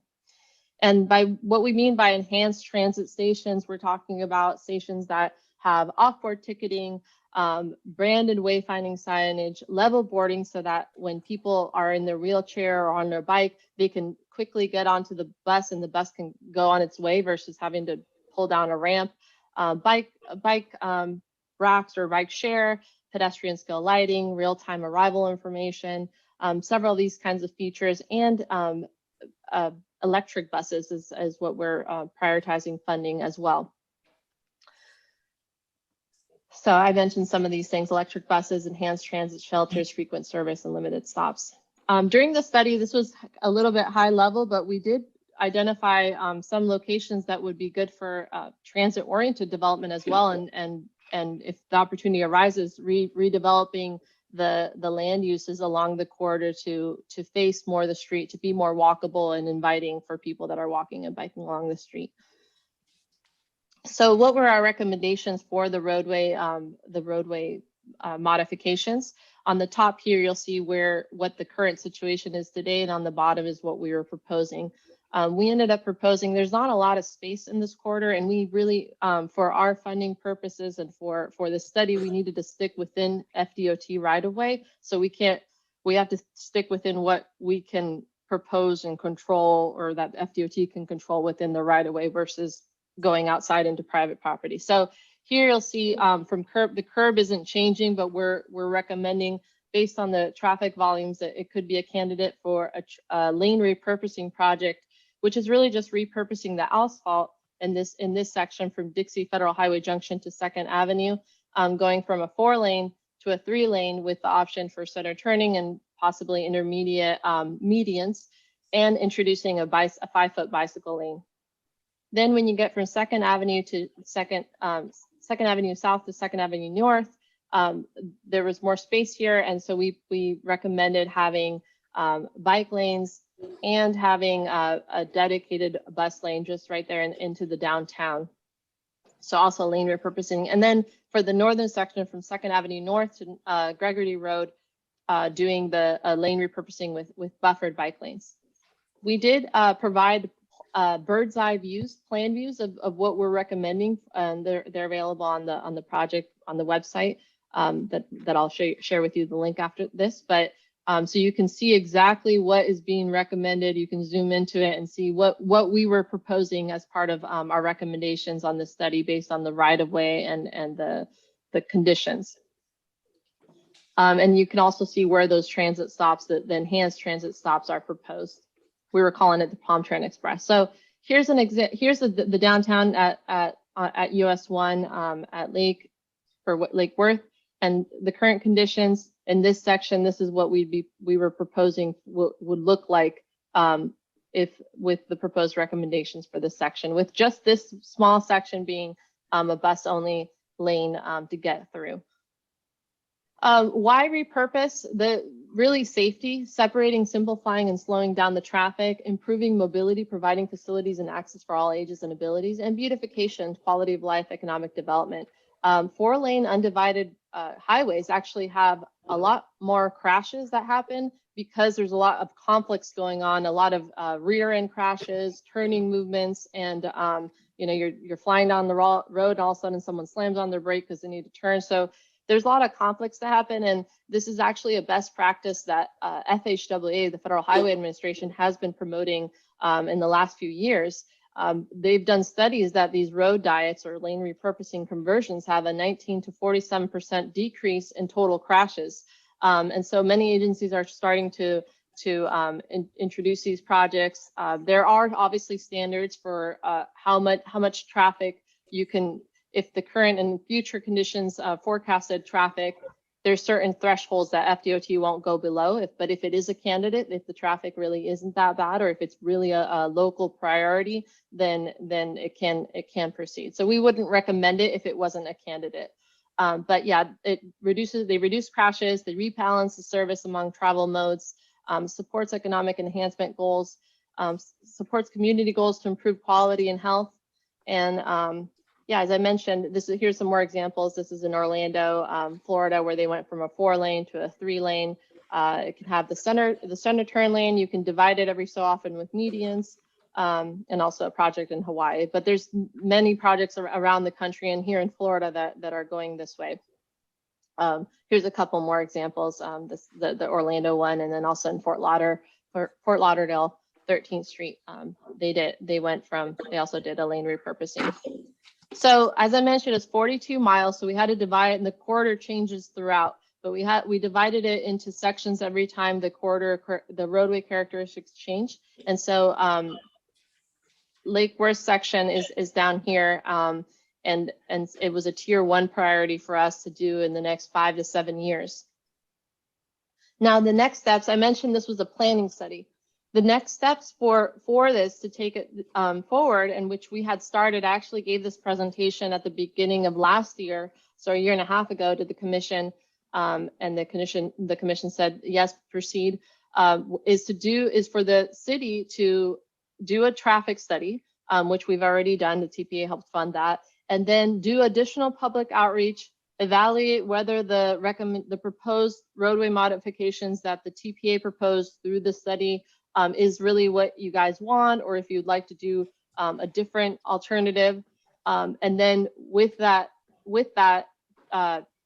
bring back to the commission the final proposed modifications for a lane repurposing, and with a resolution, submit that as an application to FDOT in the next few months. And then after that, FDOT central office will evaluate it, and then they'll say yes, or they'll have questions or whatnot. And then once they give the green light, then the TPA can prioritize funds to make it happen and put it into our 5-year work program. That means that if you guys proceed with outreach, with refining, fine-tuning the proposed modifications to the roadway, and then you submit the resolution of support for the project, that means that if next year it goes into the 5-year work program, we'd be talking about 2027 for the project for feasibility design and then construction. I will say that these are projects that once they do get programmed, the community does need to continue to keep it alive and keep wanting it, because people might change. And then when the DOT comes to construct it, the people might say, what is this? We don't want this. But so you have to continue keeping it kind of in the forefront of folks' minds in the community if it is something that the community wants. But today's presentation was really kind of briefing on what happened, what are the next steps, and we had started down these steps before the pandemic, but there's still more work to be done with the public outreach and fine-tuning those proposed modifications so that we can get to the next step if the commission so chooses. And this is the URL for the project if you want to see those plan views or more information to review the reports, palmbeachcpa.org /US1. I will say that the benefit or a big plus of this is that the TPA would prioritize the funds to make this happen, to construct this project. So there's I see a lot of benefits to it, but it's up to the commission to proceed with next steps. So that's my presentation. Here's my email, bnielsen@palmbeachtpa.org, and again the project URL for more information. Thank you very much, ma'am. It's a lot to take in. And I see a comment or question from Commissioner Stokes. Yes, it's just more about procedurally, because it is exciting to be able to improve our public transportation and bikeability and safety. So what happens if our community decides that we do want this and our surrounding communities don't? Because it seems like it feels like an all or nothing kind of situation, like that speedier bus, can't just be speedier through Lake Worth, right? And bicycle lanes that end and don't match up are ineffective once you start crossing city lines. So it's more about just timeline policy, how this all comes together. Sure. So, and really the corridor US1 is so constrained that your guys' section was that one block was the only block that really has like its own space for the bus. The remainder of the corridor is really mixed bus traffic, but we are funding already transit signal priority for the stations along the entire corridor for the signals to have, like, when the bus is full. Obviously, emergency vehicles, others have priority, but when the bus is full, for it to signal, and we're already program funds for nicer buses and working with Palmtran for the stations. In terms of each section of the corridor, it's a very long corridor with a lot of sections. So it's really whatever sections we can move forward. Some sections aren't so bad and some sections are worse. So for example, Boca Raton, the city of Boca Raton in their downtown, they just submitted their application for 6 to 4 lanes. The commission approved it. They're going to move forward, and it's going to central office now for approval. I will say, for example, the south from US1, and this was part of the reason why we started on the study, because folks were thinking about their own sections in their own way, but US1 from Okeechobee to Albemarle, south of downtown, they went through the whole process in 2015, and the elected officials and the local people said, we want this, we want to go from a 4 to a 3, and we want to have these multimodal improvements. new land use development started happening. People were really excited about it. And then the project got funded, got into the work program. And then now in fiscal year 21, DOT came, no, fiscal year, it was right before the pandemic, might have been fiscal year 20, but it was supposed to be constructed this year. But DOT came and did a public meeting to say, we're going to get started on this. And, you know, a bunch of people that were kind of naysayers showed up, and none of the people that were really for it, even the local businesses paid for that study, didn't show up. And so all these folks that were concerned, I mean, I talked to some of them were concerned about other things going on, but all these people that were upset about the project, and then FDOT said, you know what, I don't, you know, it looks like a lot of people don't want this, so we can repave the road if you want. And the city said, no, if you repave the road, we can't come back for another 10 years, so we're going to try at it again. So that's where I say it has to kind of keep the momentum going, and the locals really, hopefully it becomes a priority for the local community. But we're just trying to move forward whatever segments we can, and trying to connect those pedestrian and bicycle facilities wherever we can, working with several sections along the corridor. But your guys' section is one that really needs it, especially the bicycle facilities.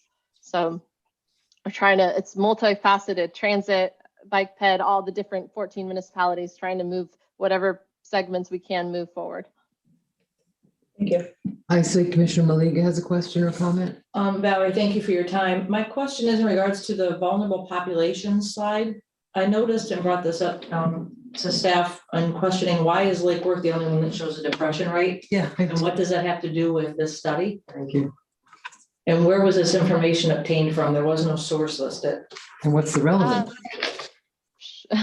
So this was, as I mentioned, we did a health impact assessment that looks at various sources of information, census data, Department of Health data. The Department of Health was one of our partners. And so these are some of the factors that are looked at as part of a health impact assessment, just in terms of general health of the community. And some of the, where communities had a higher incident than the county, and as at a national level, those were some of the factors that were pointed out. So these just happen to be factors that were highlighted as part of that in that study. But the majority of the factors were from the Department of Health and the census, and the full study and all the sources are available on the website link. I guess I just didn't know what depression has to do with this study. So that's my, I guess the bigger component is, why are we looking at our city as being depressed? And what does it have to do with future traffic? My other question is, ironically enough, one of the photos and the properties that you guys are using happens to be my property where my business is located. And nice. Well, it's nice, but you're showing that I'm going to give up my parking spot on the one that's the red page. It says City of Lake Worth Conceptual Opportunity. There you go. Oh, this one, sure. Yep, upper right-hand corner, second little red block down, says convert surface parking area to PTX Station Plaza. I don't think my landlord has given permission for that. That's his personal property. So are these just concepts you guys are throwing out, or is this, no? Yeah, the land use was more of a concept. While we were in those workshops, we started kind of sketching out where would be opportunities that could support that in the future, you know, if the opportunity arises, support more of a transit oriented development. But these were very high level kind of sketches in that sense. In terms of the actual locations of the Palm Tran stations, those are actually being refined right now with Palm Tran. But that was a proposed location for the transit stop. Some of them are within FDOT right of way, but like I said, they're being refined, and they would be further confirmed with the local municipality on their exact location. So in the plan views that are available online, you can see like exactly where their proposed location would be, but those details will be further refined. And obviously we can't do anything on someone's private property. This study really focused on what's within FDOT's right of way, and then where would it make sense to, what could we do within that? And then what's outside of it is out of our control. That's more of it. Right, and I respect that, but this is literally the northeast corner of US 1 and right across the street from City Hall. And you just said, right here's where we're gonna put it. This is where it's gonna go. So, I mean, I love the project and I'm in favor of it. It makes sense. But I just want to make sure that we're just not going, okay, we're going to pick that empty parking lot from a Google map and think that that's where we're going to be able to put this, because it does make sense for it to be downtown across from City Hall, but that is private property.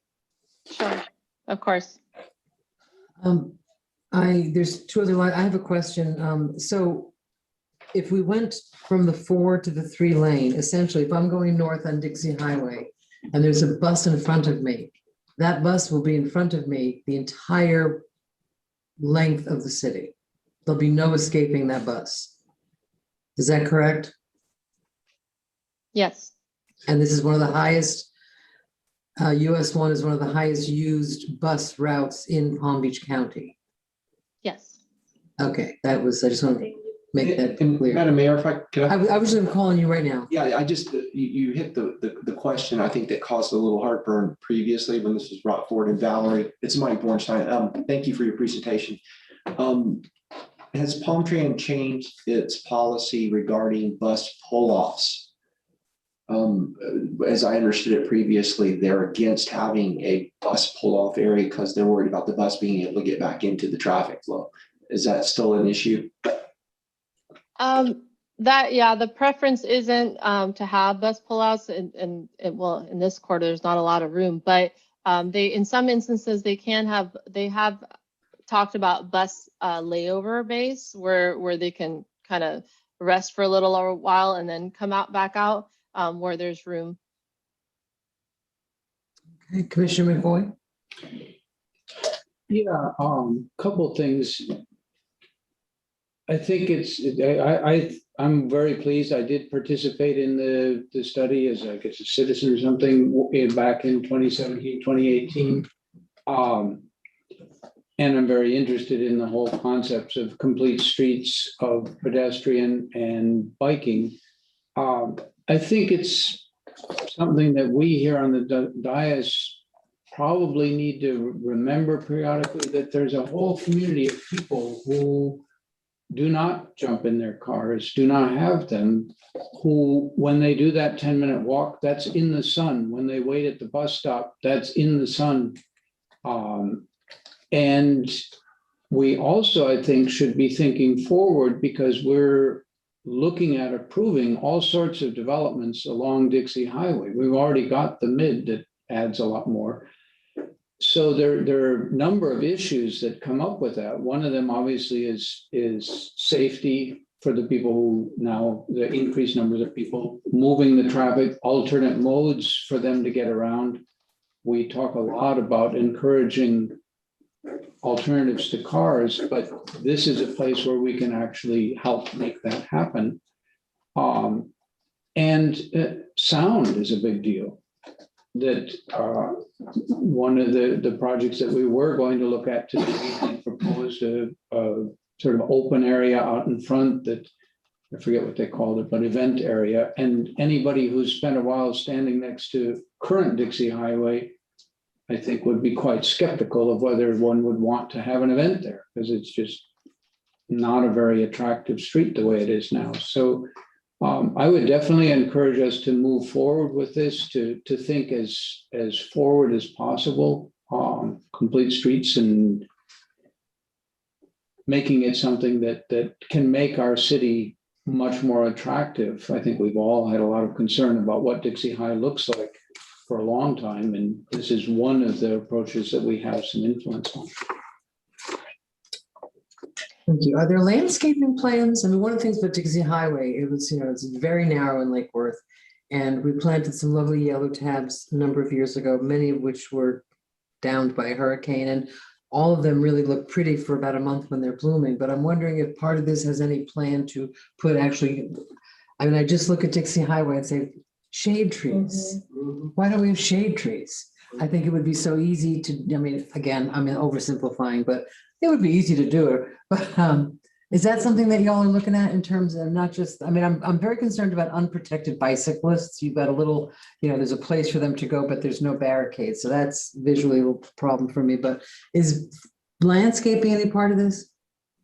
So the landscaping, and I'll mention where we're at right now is that we proposed roadway modifications based on FDOT's rules and within the right of way. But now the next steps are for you guys to confirm you like those or evaluate or decide you want something different.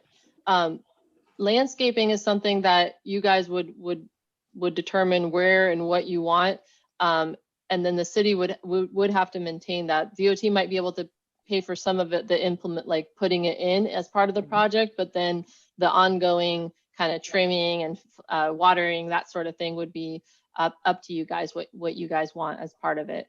But at this point, as part of this kind of getting to the application or getting to the decision of whether you guys want it or not, at this step, it's more of, do you guys even want to continue talking about this and looking at and deciding what you actually want along the corridor or not? And so those decisions you guys can still decide and say, you know, I want this instead of that or whatnot within the project till you get to the final desired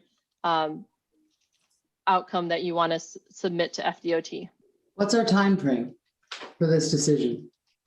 It's really up to you guys. If you want to get into the new 5th year work program, it's DOT usually wants it by February, March, because the work program gets finalized in the summer months, and they take like 2-3 months to actually evaluate all the traffic study and the outreach and evaluate the decision on it to actually make it formally get into the work program and assign money to it. So between now and next spring to get into the next work program. Between now and next June?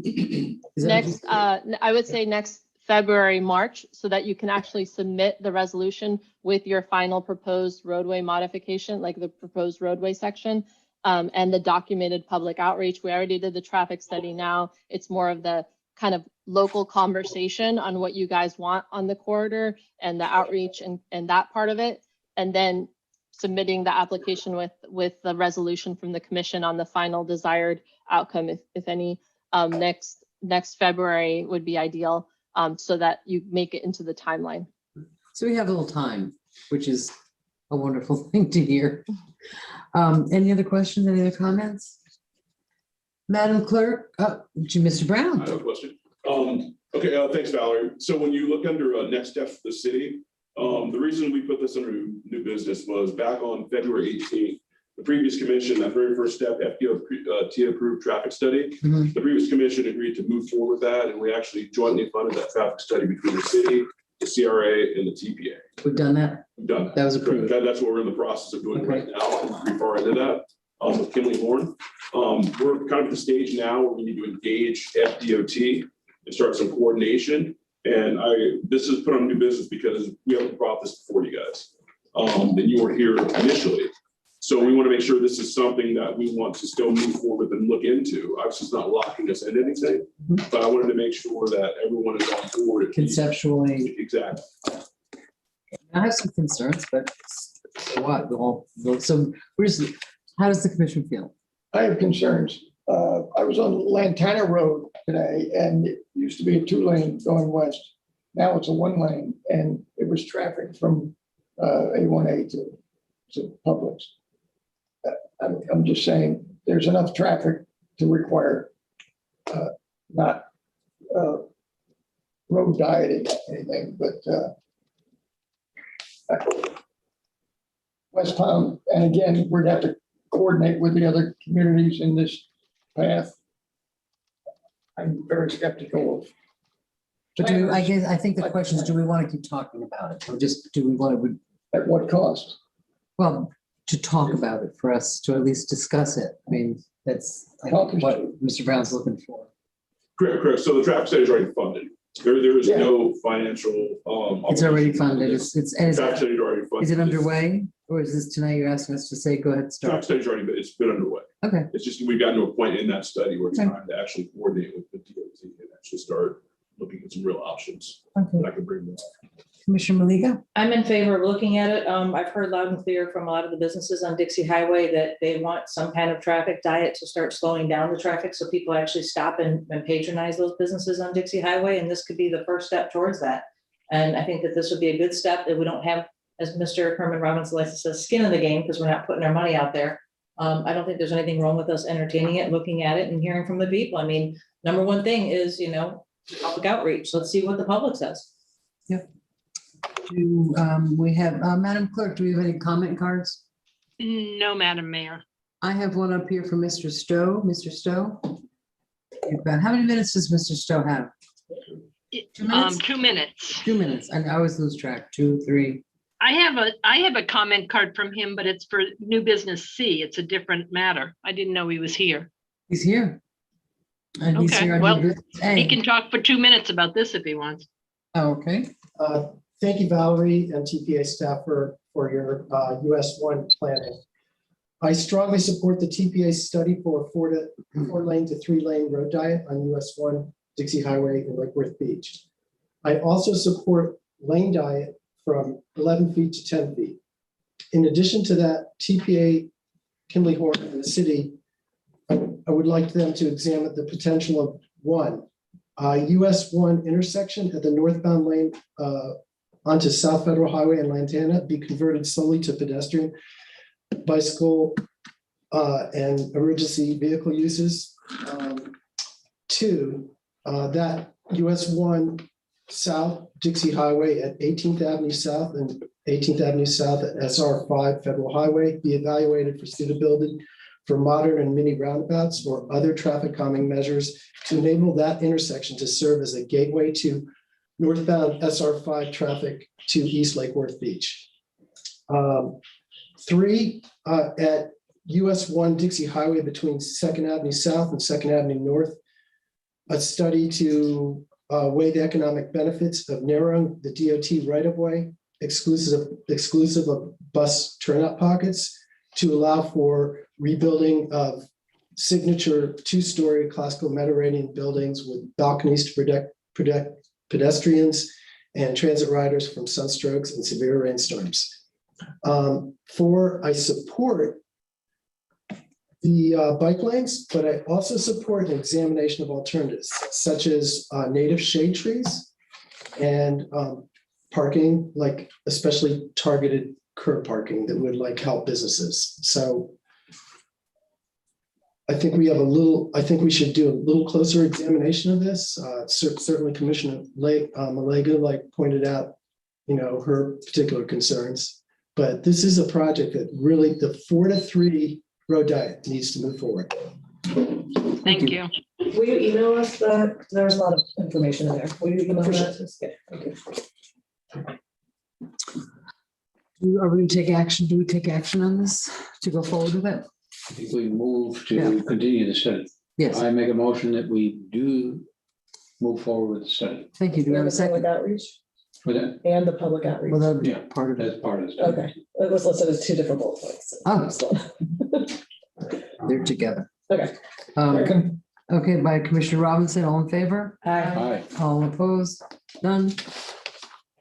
Motion passes unanimously. Thank you, Mr. Brown. Always a pleasure.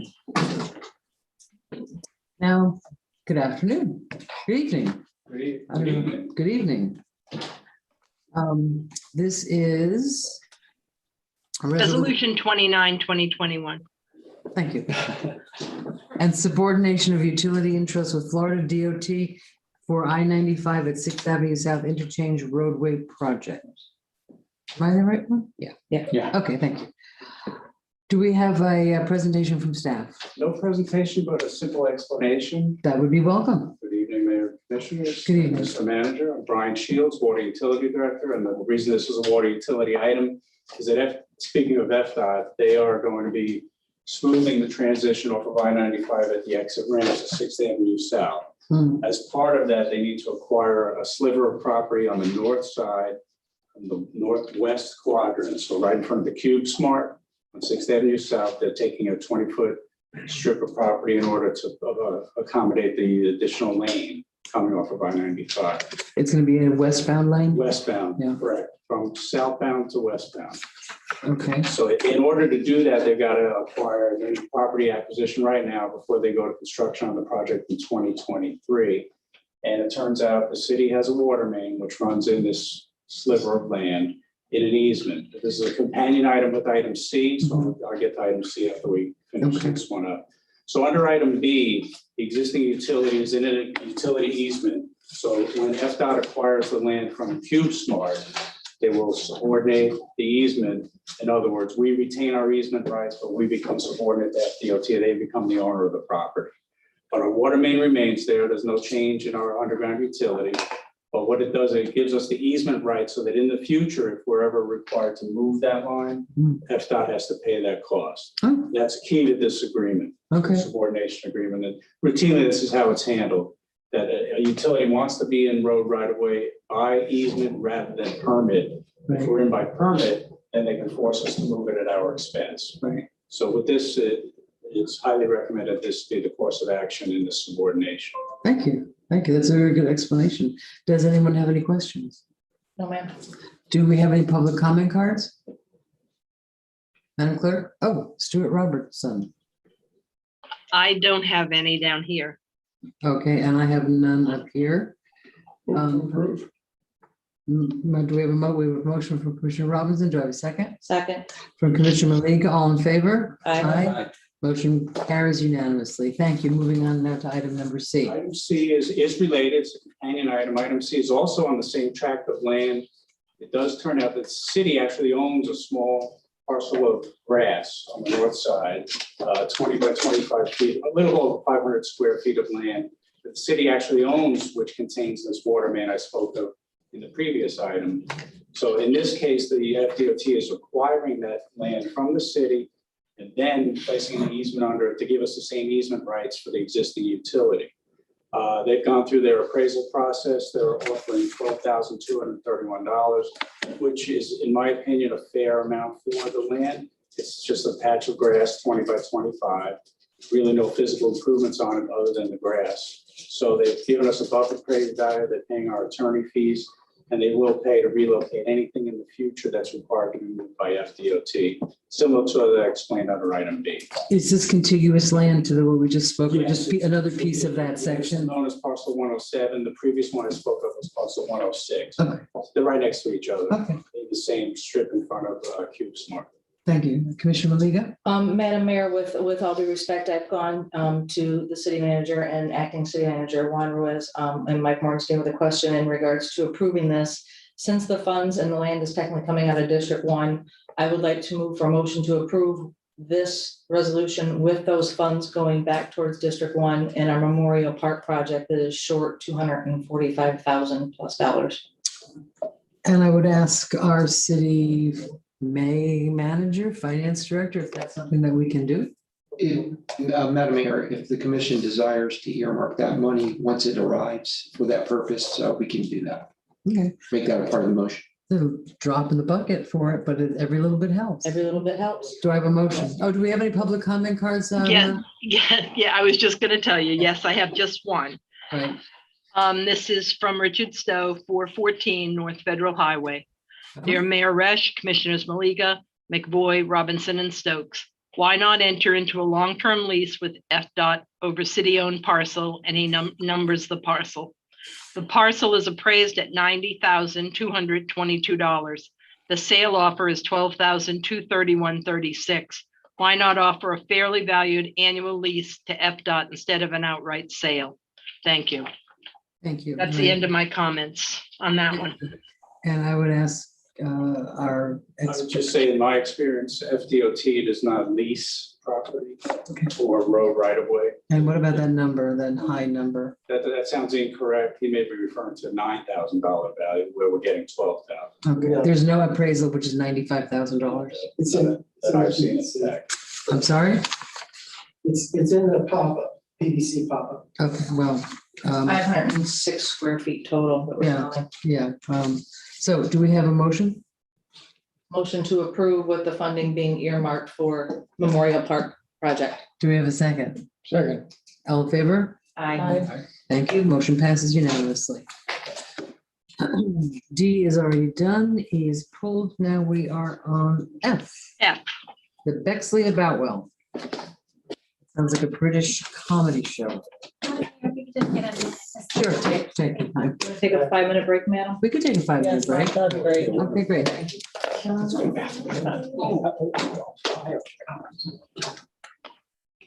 She's already.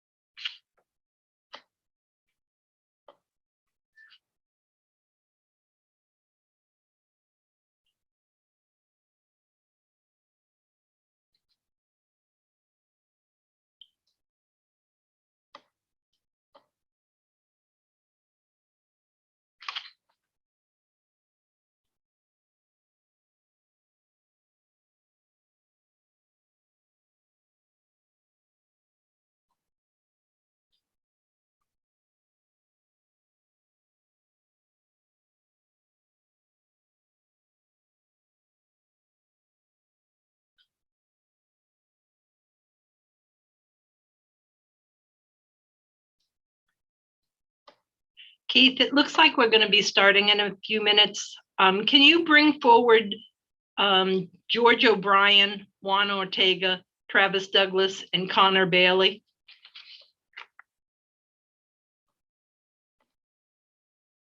I sure can, Madam Clerk, and they have all been brought over. Super. Thank you so much. Madam Mayor, if you're ready, we're ready.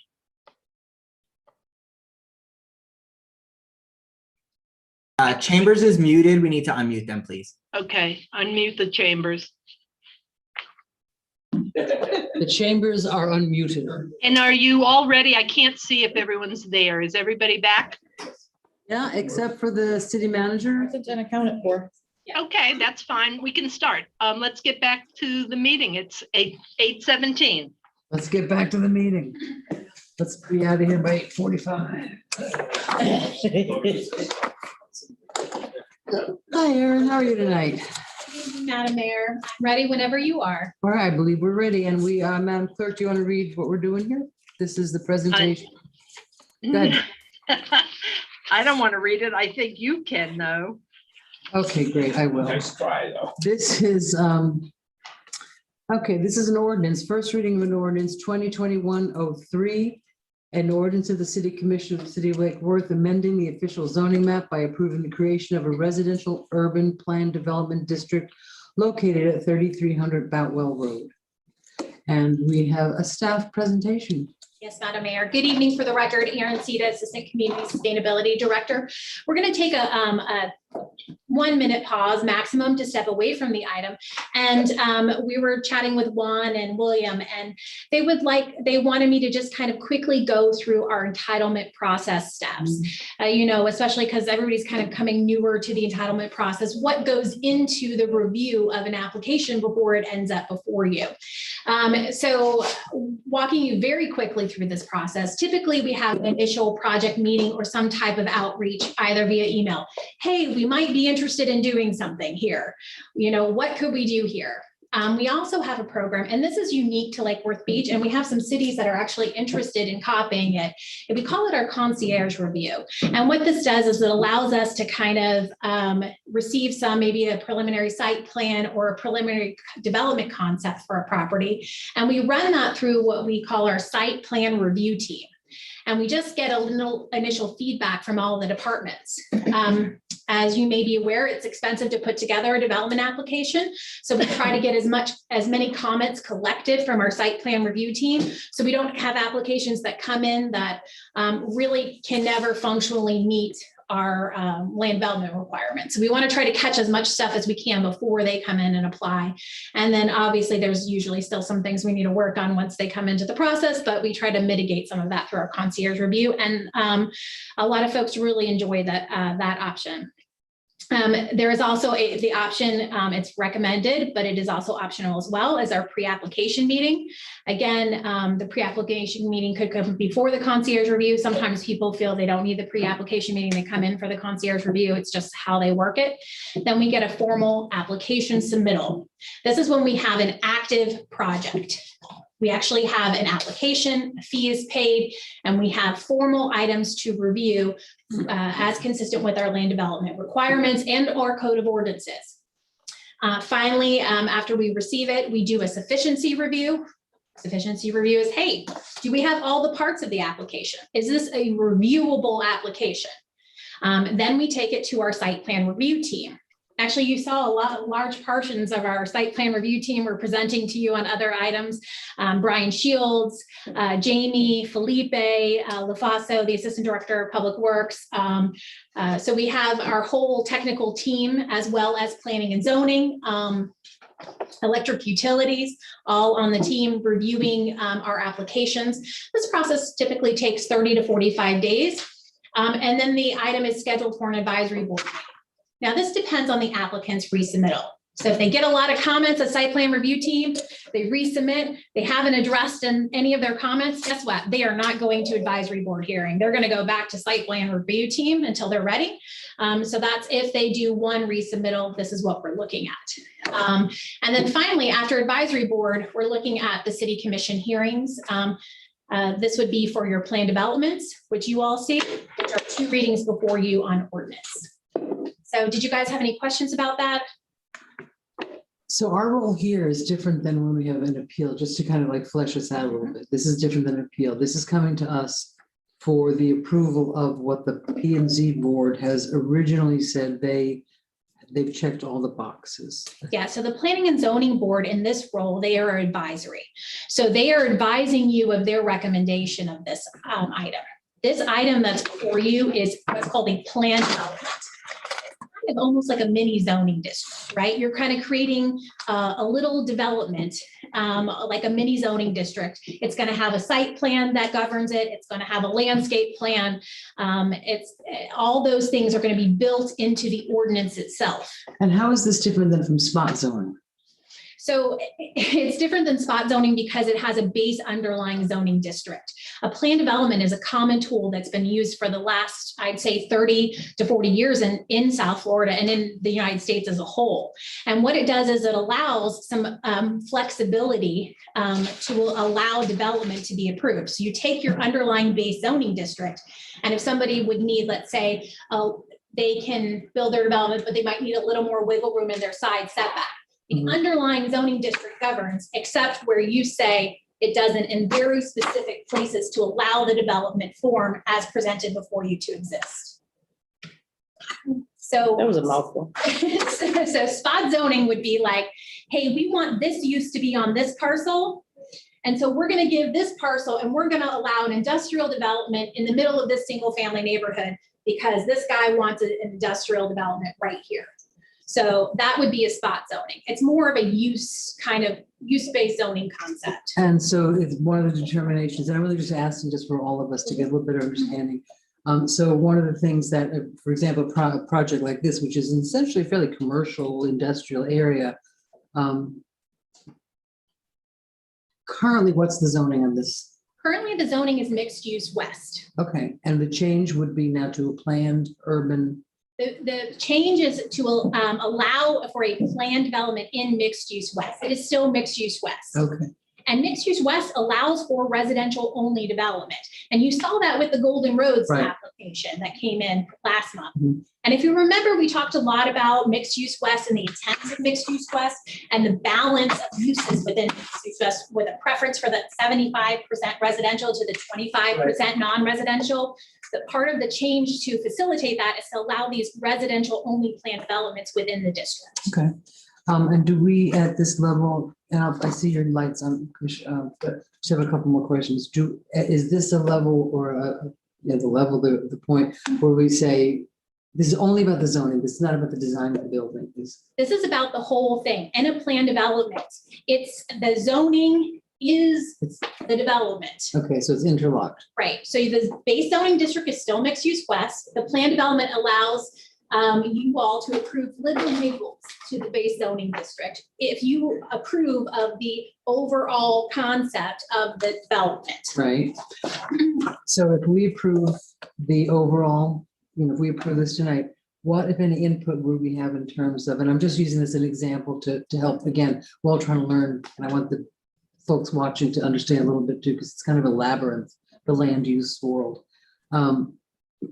At this point, then, would we have any input, for example, if we hated the way the building looked? Is this the moment to say that, or would that be later on down the road? For sure, this is the moment to say it. And I'm not saying I do, but so this is our time to have a lot of input into this into a project before it goes to the planning and zoning board. Yes. That's a very interesting. Well, not before. The planning and zoning board sees it before you. They've provided. They've already seen it, and they've said they think it's a good idea. Yes. So we don't have to go by theirs because it's not quasi judicial. Is that we're sort of advisory? This is quasi judicial. Theirs is a quasi judicial hearing, but they make a It's a recommendation. recommendation. Okay. Erin, can I just ask in the future, half of my presentation is cut off and I don't have, it's like incomplete presentations. So I'm trying to finish some of the sentences that are on my little white boxes. Because I do have hard copies. I'm not an electronic We version. all have them from This was on our desk when it came in.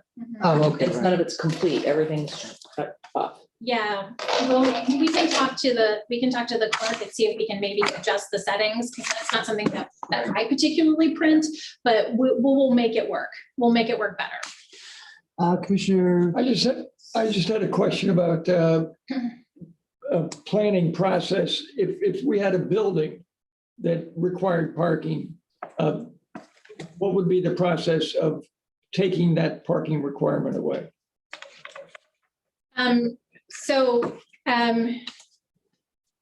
don't, you could have a plan development come in and not require any parking for it if you so choose, but probably that's not something that staff would recommend for a residential development. But you could do it on a specific one single property building. I mean, I guess it would, it's a very specific question and it would require a specific parcel to answer that. So maybe let's just hold that thought and let's.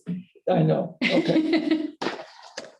I just wanted to clarify my understanding. So with the base zoning, we have, it could be zoned 2 stories, and then through the sustainable bonus program, it can go up another 2 stories. So by right, 4 stories max. Once we, and I'm not sure about the specific property, so more time looking at another one. But once we approve this change, and if we say, okay, well, this new plan zoning now allows 5 feet or 5 stories, 6 stories, 7 stories, we have no more say in that. We've now rezoned this area to allow more by right than it did before. So it's not by right, it's through a plan. A plan development is never by right. By right is something that just goes to staff review. So a plan development, you are approving an ordinance, the ordinance will govern. So anytime you make a decision to approve an ordinance that would allow development by right, that's an ordinance affecting land development in the city. It's the same process. It's you are approving a plan development that would govern development on the site. I see William's online. William, did you want to jump in on anything? William, good evening, Mr. Waters. Good evening. I'm listening and I'm a little concerned that we're on a slippery slope. This is a quasi-judicial process and nobody's been sworn in. Okay, well, I didn't know this was a quasi judicial hearing. Yeah. Thank you, William. It works very similar to one because there's testimony being given by staff, the applicant, and any affected parties. There are no affected parties in this case, but it is and the ordinance has not been read either. Okay, luckily we're still in the general slide 1. We've been on slide 1. Mr. Kasabian has his hand up.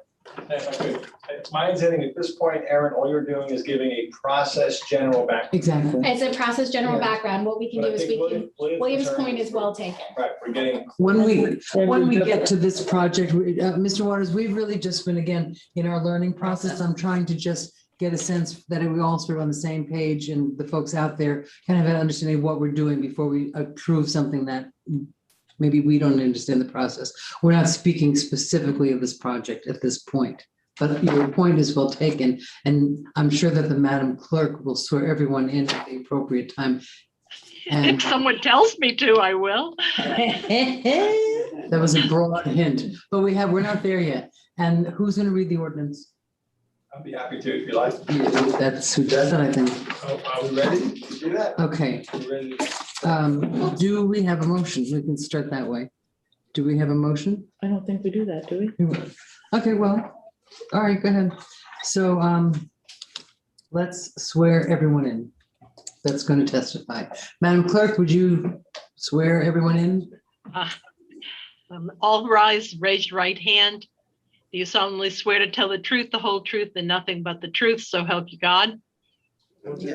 They all I do. Yes, and yes. Before you speak tonight, when you start to speak, if you'd give your name and your agency, we'd appreciate it. Thank you so much. Thank you very much. So please. Use mic spot.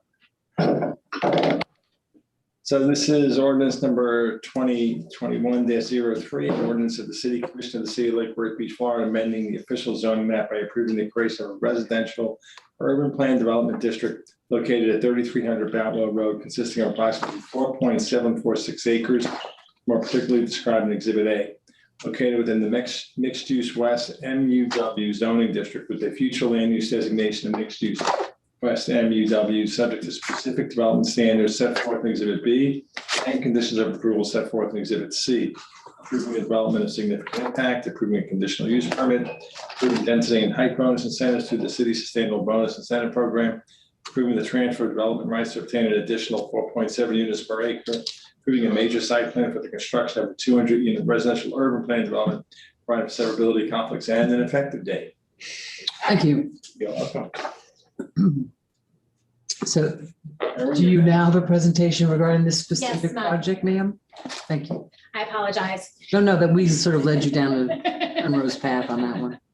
Rabbit trail. This is a new business item F. This is a consideration for request by WGI on behalf of MA Investments. These are the components of the request. It's a development of significant impact. That is required in our code for developments greater than 100 units. It's a residential or urban plan development, as you heard, because it is a residential urban plan development and a development of significant impact. It is a major site plan. A major site plan, again, going back, that requires it to go to a board. It's a conditional use permit. Residential greater than 7,500 square feet requires a conditional use. And there's a set of review criteria in the code for conditional uses. It is also, this application is requesting a sustainable bonus program incentive and a transfer of development rights incentive to construct the 200 units at 3,300 Boutwell Road. Next slide, please. You can here see the site location. It is located in the southwest corner of Boutwell and 10th Avenue North, fronting Boutwell Road. Next slide. Again, we touch back on the applicant just to get to the important part, which is the zoning. This is in the mixed use West zoning district. Planning and zoning board had a meeting on May 5th. They recommended the project be approved with conditions by the city commission with a vote of 3-2. Next slide. Again, running through this talks about the specific request. You can see that we talked about it's required as a DSI. It's a major site plan. It's like a sustainable bonus. Hitting on the sustainable bonus, it's got an additional 25 feet of height, an additional density of 7.5 units per acre. It totals 35 additional units on the property through sustainable bonus. The sustainable bonus value for this property is approximately $338,000. That is, we'll walk through in the presentation about some of the improvements that they're proposing on site to mitigate for the sustainable bonus. And the transfer of development rights is to obtain an additional 4.7 units per acre for a total of 23 units.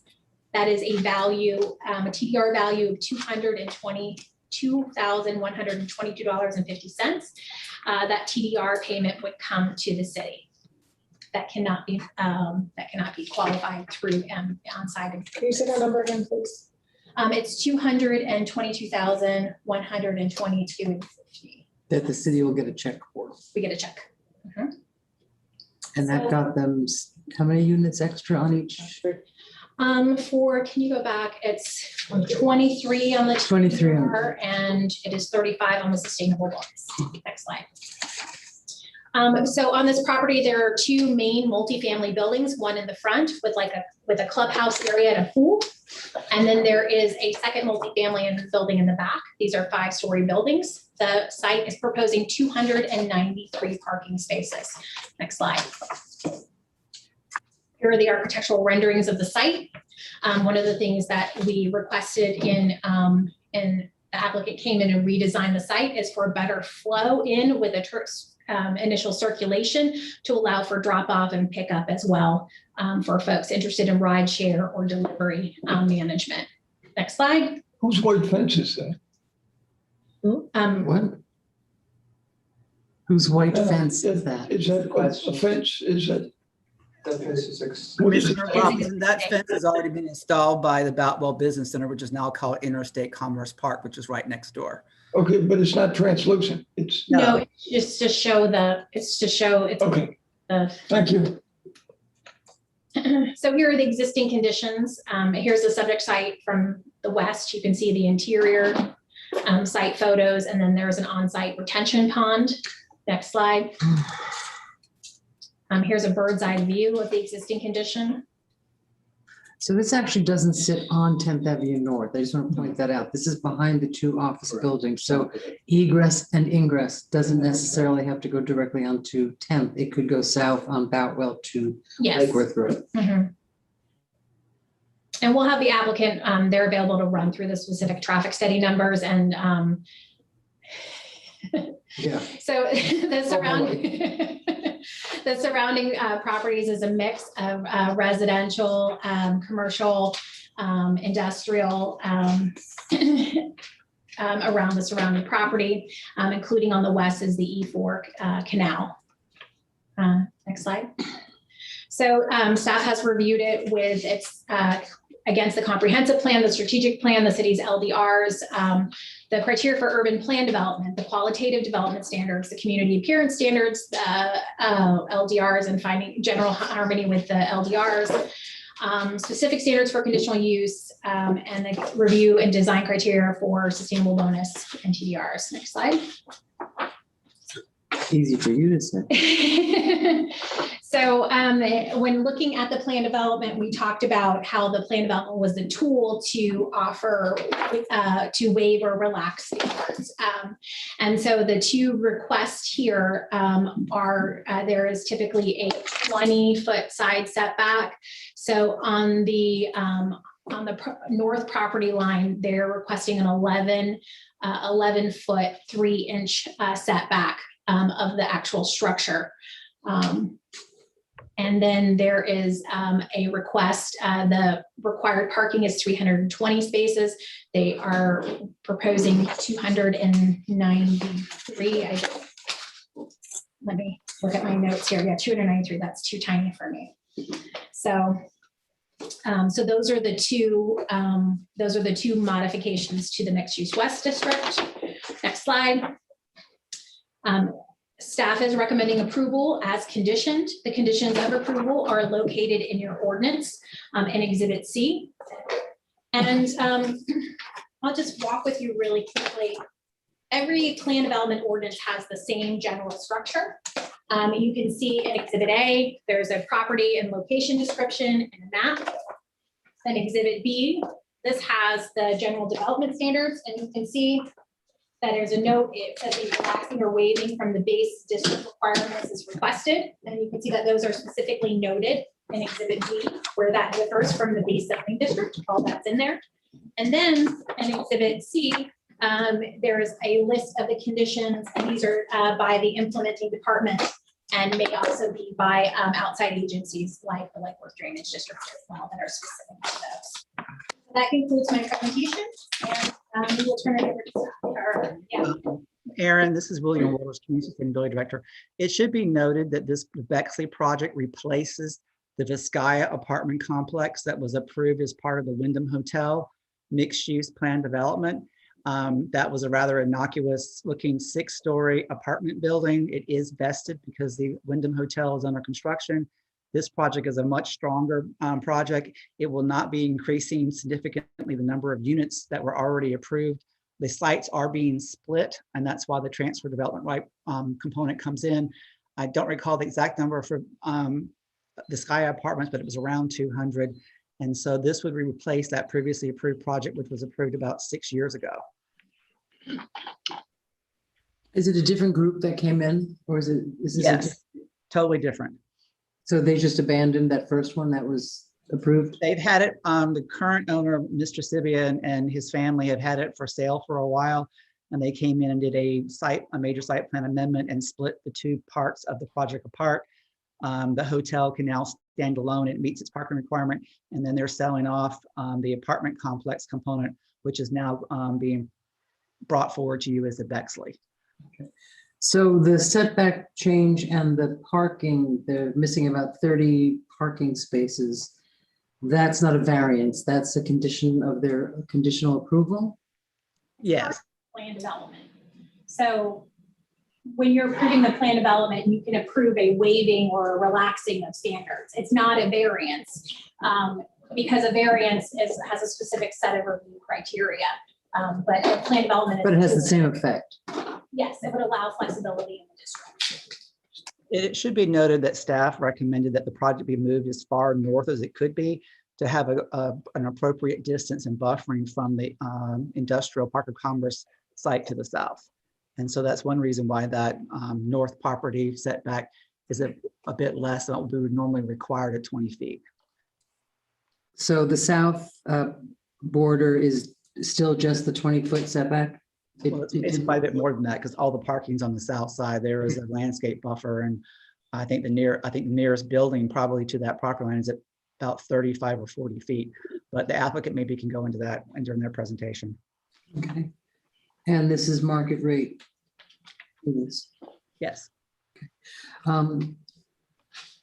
I see, Commissioner, I know that they want to make a presentation as well. The developer wants to make a presentation as well. Do we want to ask, do you want to ask the staff question? I've got a staff question. Okay. And that is sort of for the benefit of all of us. We've been exposed through several projects or that are new to the sustainability benefit, and we kind of understand how that works. I think I at least have less understanding of the TDR thing. Could you walk us through, I'm going 2 to minutes? lean on William for that because he developed the program here. So he's really the expert. So I'm going to lean on him with that one. I don't recall, I think it was in 2017, 2018. We were looking at ways to incentivize development. There were unused development rights on a variety of city sites, including City Hall, the City Hall Annex, the 1900 property, and a couple other ones. And so we banked those into a transfer development right bank. And there were about 1.2 million square feet of potential development placed in that bank. The City Commission adopted a resolution creating the transfer development right program and also established a fee for each one of those development rights, which right now under our annual charges and fees resolution is $10 per square foot. So in this case, the only other project before this one that has utilized the TDR program is the Bohemian. The City Commission chose to waive the actual fee for that project to incentivize it. This is the second one to request the TDR program. The other project that was postponed is the third one, Deco Green, which you'll hear about on the 15th.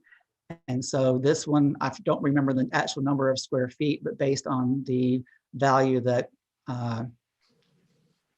Aaron gave, it's about 23,000 square feet for those additional units. And we will still have well over 1 million or just at 1 million square feet available in that bank to sell to other developments as they come along. You can only make use of this if you've already maxed out the density or other parameters of the Sustainable Bonus Incentive Program. It is not for every project. We may want to look at that at some point, but that's what it is. Well, I'm very in the dark of what exactly are we transferring? We transfer development rights from properties the city owns into a transfer development right bank. They're sitting there virtually. And then we are virtually selling development rights from that bank to a specific property. It's like air rights in Like New York cloud. City. Exactly. Yeah. Okay, and this is a project which was done under the old sustainability allowances. So that's it. So would the developer like to make a little presentation? Thank you. The applicant's presentation is for 10 minutes also. Thank you. Good evening, Commissioners. Joel Machado with WGI, Project Manager for the record representing the project before you. Next slide. So just as staff is mentioning, just the general location of the site is on the west side of Boutwell Road, just south of 10th Avenue. Next slide. And it's currently zoned and land use for mixed use west is approximately 4.75 acres. Click. We are proposing to come in with a planned development and keeping the same underlying zoning district. It's worth noting that the property is surrounded by 6-story office towers on the north, the 5-story hotel that's currently finishing construction, and over 252,000 square feet of industrial on the south. Next slide. Just to provide a little bit of history, this is the existing approval. I just want to confirm for the record that it's not abandoned, it's an existing approval on the site. It's for 158 multifamily apartments. It's a mix of 1 bedrooms and 2 bedrooms, 6494 units with a total height of 6 stories.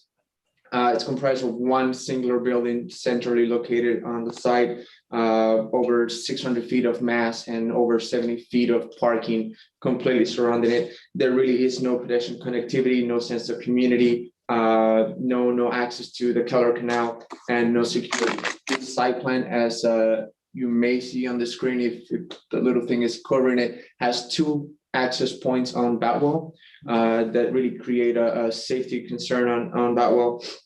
It has no consideration for bike storage, ride share, or any kind of incentives to the city.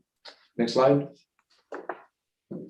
Before you, it's a rendered site plan of the proposed project as is in front of you. It's for 2 separate multifamily buildings, 5 stories in height, and if you can click through it, with a different mix of units. There's a building to the east has a over 5,000 square foot clubhouse with pool amenity area. The building to the west has an interior bike parking with about 56 bike racks. There is 1 access point on Boutwell. We do provide a turnaround movement for vehicles without access to the property. The property will be gated for security purposes. It would also have cameras and other means of security throughout the community. And it is also introducing a ride-share component, so a pull-off area where those services can take place without conflicting the normal flow of the property. You can click through it. Trash enclosures are provided for both buildings and immediately accessible to them. There is a landscape buffer completely around the property, 5 feet to the north and south, 10-foot landscape buffer with enhanced amenities on the east. And there's another 8-foot buffer on the west of the property. There is an introduction of a focal point with the possibilities to include some local artists to come in and showcase their sculptures, and that will be visible from Boutwell Road. And there's also a 20 by 20 a deck all the way on the west property along the corner, southwest corner, that would be available to as a viewing station, a retreat area for the residents to overlook some of the natural life that may come in onto that newly created water retention area, as well as the natural habitat that's already occurring at the Keller Canal. So just to summarize, the current proposal is decreasing 1 story from the existing approval from 6 stories to 5. We are introducing pedestrian amenities, circulation, better flow. There's more sense of community. There's gathering places. Further enhancing, there is the introduction of electrical vehicle charging stations, something that the previous plan didn't have, as well as some other compact parking options for the residents. And rather than modifying the previous approval, which was an option to us, we came in with a brand new application now subject to all the current approvals, and now therefore taking benefit of this TDR program that the city has, which will provide you with over $220,000 to the city. Not only that, but it would also increase property taxes and ad valorem to the city, probably in an average of over $600,000 as well. Next slide. Next slide. This is the portion that Aaron was trying to explain, and it is the waiver, not a variance. As we were stating, for better flow, if you remember the previous approval, is just centrally a big massive building completely surrounded by parking. There's really no sense of place or anything on the community. What we did is relocated or moved the buildings a little bit to the north, while still providing enough to give a buffer. There's over 70 feet in spacing between the property line and the south side of the 6-story tower. And that is giving us also the option to provide 53 feet of separation between the property line and our building to the south. That is a further, probably another 60 or 70 feet to the actual building on the industrial park to the south. We exceed the setbacks on the rear, and that is to the Keller Canal, And we have a 30-foot setback from the front on Boutwell Road, again, allowing us to provide some pedestrian amenities and landscape buffer with shade trees on Boutwell. Next slide. We just want to note, and you can click through it, we just want to note that the current proposal is within a quarter mile of 4 Palm Tram bus stations on 10th Avenue. And as it was noted before, we are accessing the property on Boutwell Road. That is meaning traffic can go south on Boutwell to downtown without ever having to come into 10th Avenue. The ride share is primarily the sign of community encouraging carpooling and reducing also the number of cars on the road. We provide the bus shelter on the front of the property. And also the community is designed so that cars can pull off for that ride share capacity. This is a representative of a bike ride. It's about 15 minutes to the Tri-Rail station. It's another multimodal method of transportation, as we heard previously tonight. And just then a few steps down to downtown, not conflicting with traffic on 10th Avenue. Next slide. As part of our multimodal approach, if you can click it again, we are introducing some bike racks, both internal to the building. So these are completely enclosed and secure rooms in the building, as well as outdoor bike racks. So we want to encourage the use of bikes for the residents, keeping everyone healthy, and doing exercise, as well as removing the carbon emissions and the trips on the roads. You can click on the next slide. This is just a sample of what those rooms will look like for storage capacity and security. Next slide. And this is just a representative that, as previously mentioned, with the Mixed Use West, the idea of the project is to bring residential to the Mixed Use West. This is an overlay of the city's zoning district, and the project will be the only residential project in the vicinity, bringing residents to the jobs that are available in the industrial park of Commerce, as well as the commercial areas on 10th and Lake Worth Road. Again, the preferred mix for the Mixed Use West is 75% residential, 25% commercial. This is furthering that as staff was originally mentioned. Next slide. This is just a representation of the current conditions on Boutwell Road. Funds that the city have put on to improve and the conditions of Boutwell, as well as facilitate projects like this coming in. Next slide. With traffic, which is something that we understand is the concern of the board, the project has received TPS approval from Palm Beach County. Again, this is taken in from the current approval for 158 units up to what we are proposing, which is 200 units. Even though the impact is less than 1% on 10th Avenue, we still conduct a full traffic study. And that basically stated that we were probably doing less than 24 additional trips on peak hour on 10th Avenue, just as most of the traffic will potentially come south on Boutwell and utilize connections to 95 through 6th Avenue or use Tri-Rail or the method of transportation. Boutwell does have the capacity to facilitate the project. And again, the recent improvements completed are basically boosting to accommodate projects like this coming in. Next slide.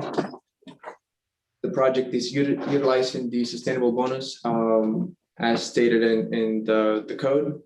Some of those are the clubhouse, the recreation areas, pool and fitness equipment, focal points again, where local artists can showcase their sculptures, the bus shelters, the ride share, the amenity decks. All of those things have benefits to the community that the previous plan did not have. Next slide. Thank you. The 10 minutes is up unless the commission wants to finish this. How many more slides are there? Probably 3 or more. This is just a representation of the social, economic, and environmental benefits of the project being a well-balanced project, taking into consideration everything that we've mentioned. The next two slides are the render and the architectural elevations that are proposed for the project. If you can click it again. And we just want to click again, highlight that we are compliant with all the prerequisites set forth by the rezoning criteria as well as the major site plan standards. And in the next slide, we actually show that we have received support from our neighbors, both to the north and the south, on the project. With that, I'll leave it up to you if you have any questions, as well as I have other members from our team for any questions that you may have. I do have a couple questions, actually. I'll lead off by a couple questions. Have you talked to the mobile home park across the street? We have not reached out to them in the sense of. Well, you said you got from the industrial and the northern shell, but did you reach out to them as well? We reach out to our properties across the Boutwell Road, the residential, not the mobile home park. You did not talk to the mobile home park? No. Any particular reason for that? We usually just go to the areas immediately adjacent to our project. Okay. And is there any chance of any of these being affordable units? We're getting a lot of market rate. We're not getting much affordable, and that's a concern. Right. These are market rate. They are 1 bedroom and 2 bedroom unit. And as far as affordability, they are within the range of what Palm Beach County has set for the standards of workforce housing and affordable housing. So 1 bedroom would be how much? 1 bedrooms, I think, are around 1,200 to 1,700 for the 2 bedroom. And what does that include? Do they get cable or anything with that, or is that just, what does that include? The rent? Mark, if you may. Mark Ambeck, MA Investment. You might want to come up so it gets on the record. Mark Ambeck, MA Investment, as the owner speaking. Right now, we haven't gone into the detail of what will be offered at this stage of the game with each unit. But what that normally offers is the rent for the month. It includes the maintenance of the community and their amenities. All the amenities are all included in that. Normally, we have free beverages, coffee, and things like that down in the clubhouse as well. Does not include their cable typically or their own utilities. They pay that separately on that. Okay. Does it? Is there? I'm sorry. Oh, I'm sorry. Does it include Wi-Fi? Sometimes we'll do a bulk agreement, and then if it's a real benefit for the community, we'll do it. Sometimes we won't, because everyone has a different system now that they want to use, and so we weigh that option. It may end up being that hasn't been determined yet. Is there a 24-hour property manager on site? No, there's not. It's a property management company would be there from working hours, and then there's they can call if there's ever an emergency. If there's issues out there, we can adjust that and have additional help there for that if it's necessary. Will there be someone on call 24 hours? Yes. So there's no chance of making some of these units affordable. Okay. Commissioner Malika? That was one of my questions, is on-site management. So that's a firm no. Have you considered, and I don't remember the verbiage of having an officer coming in and living on the property? We typically do that if we can. I mean, that's almost a. Well, I mean, TPSO is host here, so I mean, is that something that you guys would, if it was conditional of approval? Sure. Or, something that we lean heavily on, because we are big in safety, and that is a, it is a commercial area. Yeah, it really And is. especially having a hotel right around the corner where those are transient people who are in and out. Yeah. I'm just thinking of our residents who will be living there and the safety factor.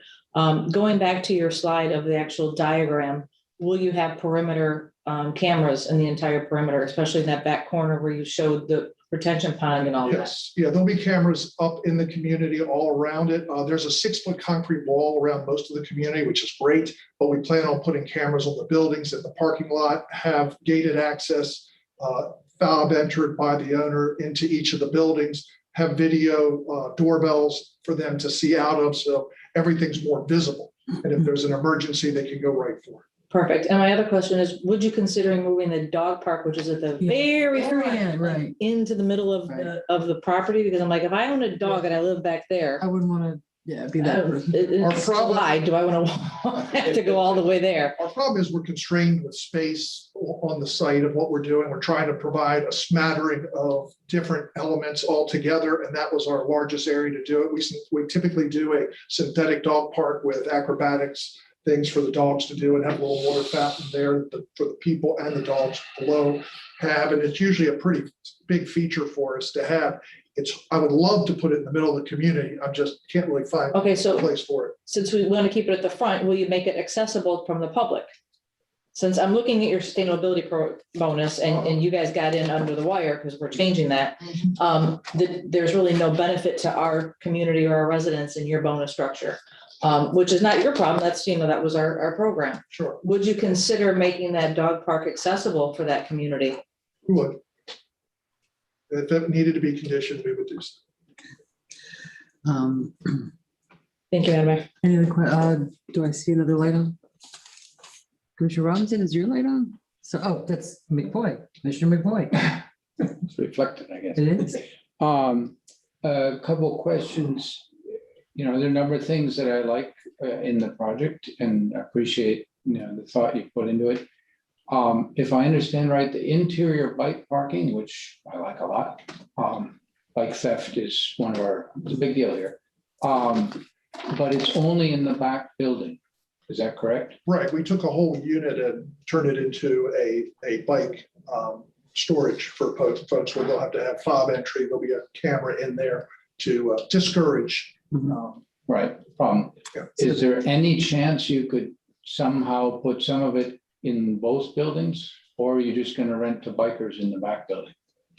It'll be used for both buildings. They'll walk one building to the other. Yeah, but I'm thinking, Well, if you really want people to bike and they're bringing their groceries and they first got to go lock up their bike there and then schlep the groceries all the way back to the other building. It's not there. I do it. Right. Well, I don't do it that kind of distance. We have exterior, a number of spaces everywhere, like gobs of along the outside. But as far as the interior, I can't commit to you that I can create a room, but I can't commit to you that we'll try to as we refine the plan in the front building. The interior, that's definitely a nice feature. You'll have bike owners that are appreciative of that, but it's got to be fairly practical. Yeah. On the trash things, I wasn't quite sure I understood. Is that where each building goes to that trash unit? So you have to manually take your trash out? Well, we don't know whether we'll have a valet service or each person will take it out. That level of service hasn't been determined. It'll be one or the other. But whoever takes the trash will take it to the dumpster next to the building. That's actually an unbelievably convenient location for trash. Normally trash is stuck in the back way off by itself and everyone puts it on their car and schleps it over, or they're trying to ride on their bike and something gets on them and they're disappointed. So both of these, we have one outside the building on the west side of each building for each building itself. Did you consider the possibility? I know I spent some time in apartments in Miami, and it's pretty common to have garbage chutes.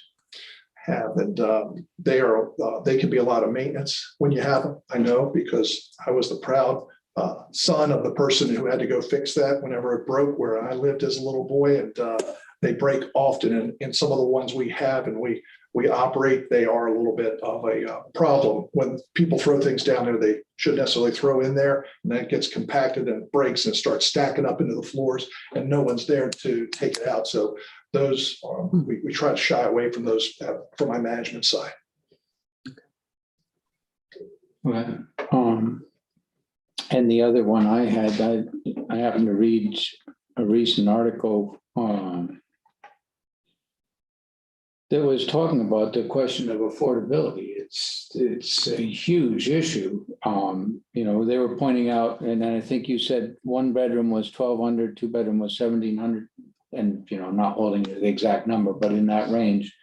I think this is a professor that deals with this sort of stuff at FIU, and pointing out that at 1,700, you got to be making $5,000 a month or about $30 an hour. Well, nobody who's working downtown in Lake Worth is making, with the possible exception of our attorney. But anybody working in restaurants or bars or things, they're not making $30 an hour. We only have 80 units of the 2 bedrooms. Most of ours are 1 bedrooms. And it's 1,200 for one person is It's kind of high, yeah. It's And it is very high. Yeah. It's It's. And you've said there's no flexibility on that. Well, Not on this one. affordable I can- housing is different than market rate housing. There's a whole different program they have to go through.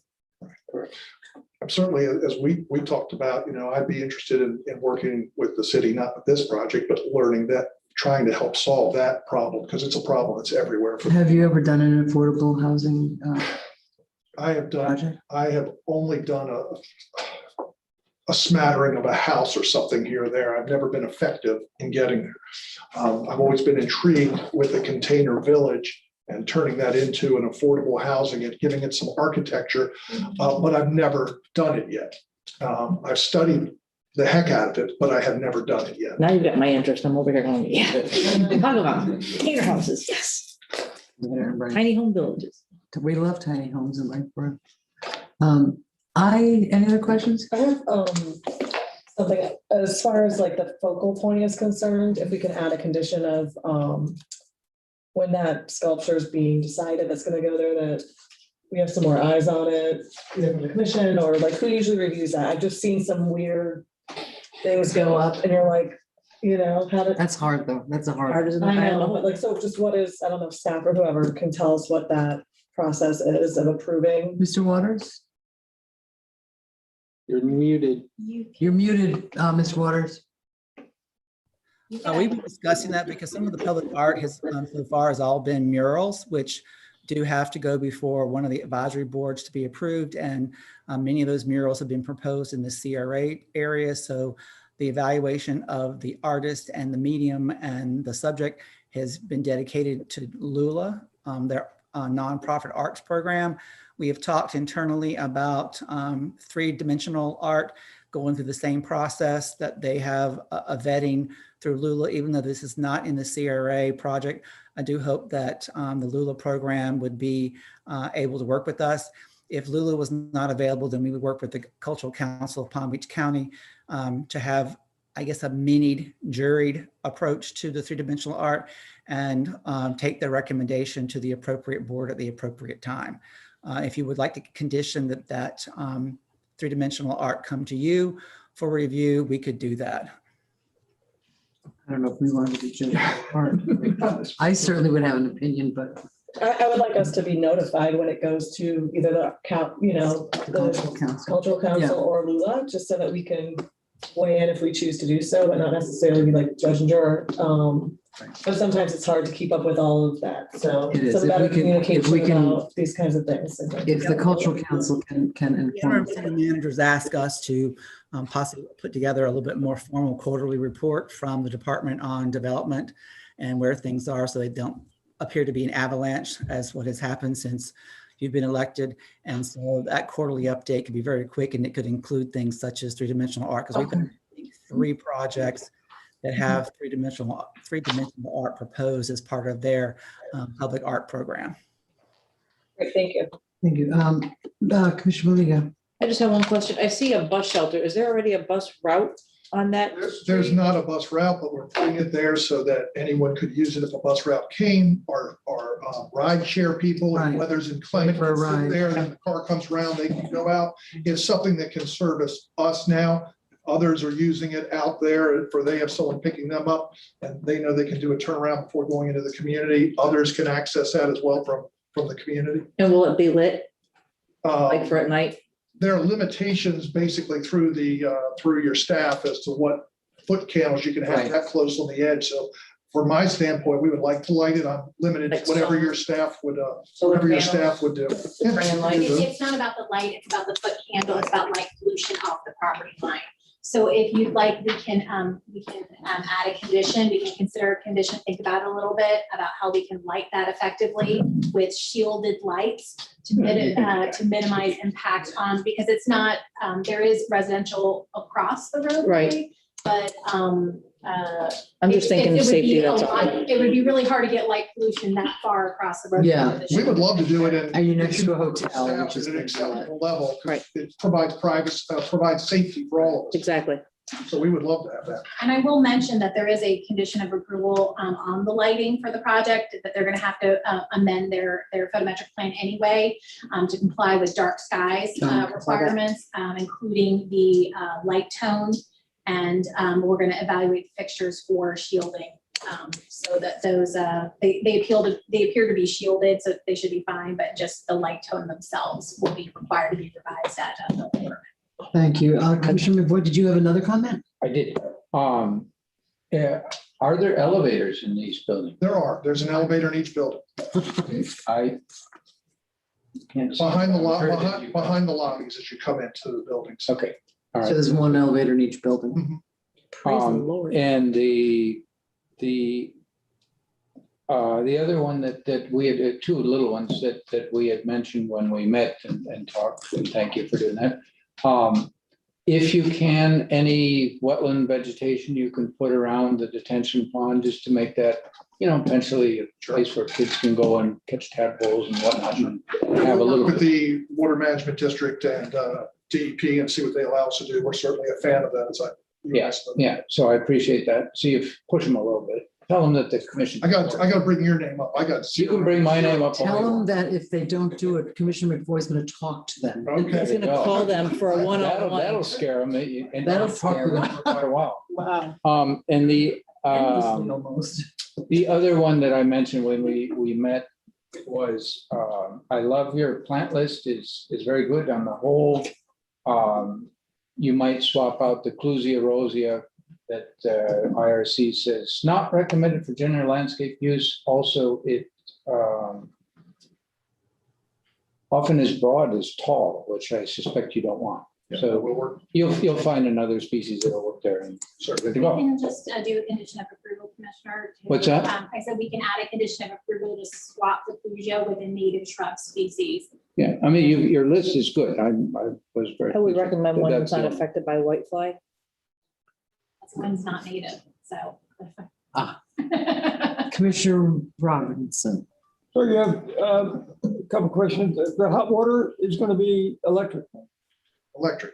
Yeah, individually. Yes. And you're not getting any return from the utility company, from our utility company.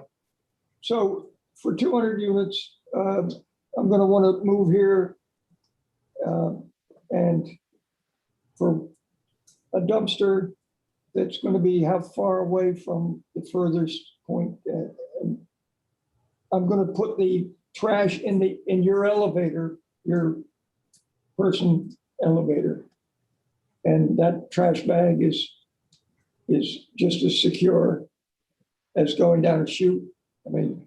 They're carrying it down an elevator. They'll hold it if they haven't. They're not going to put it in the elevator and send it down.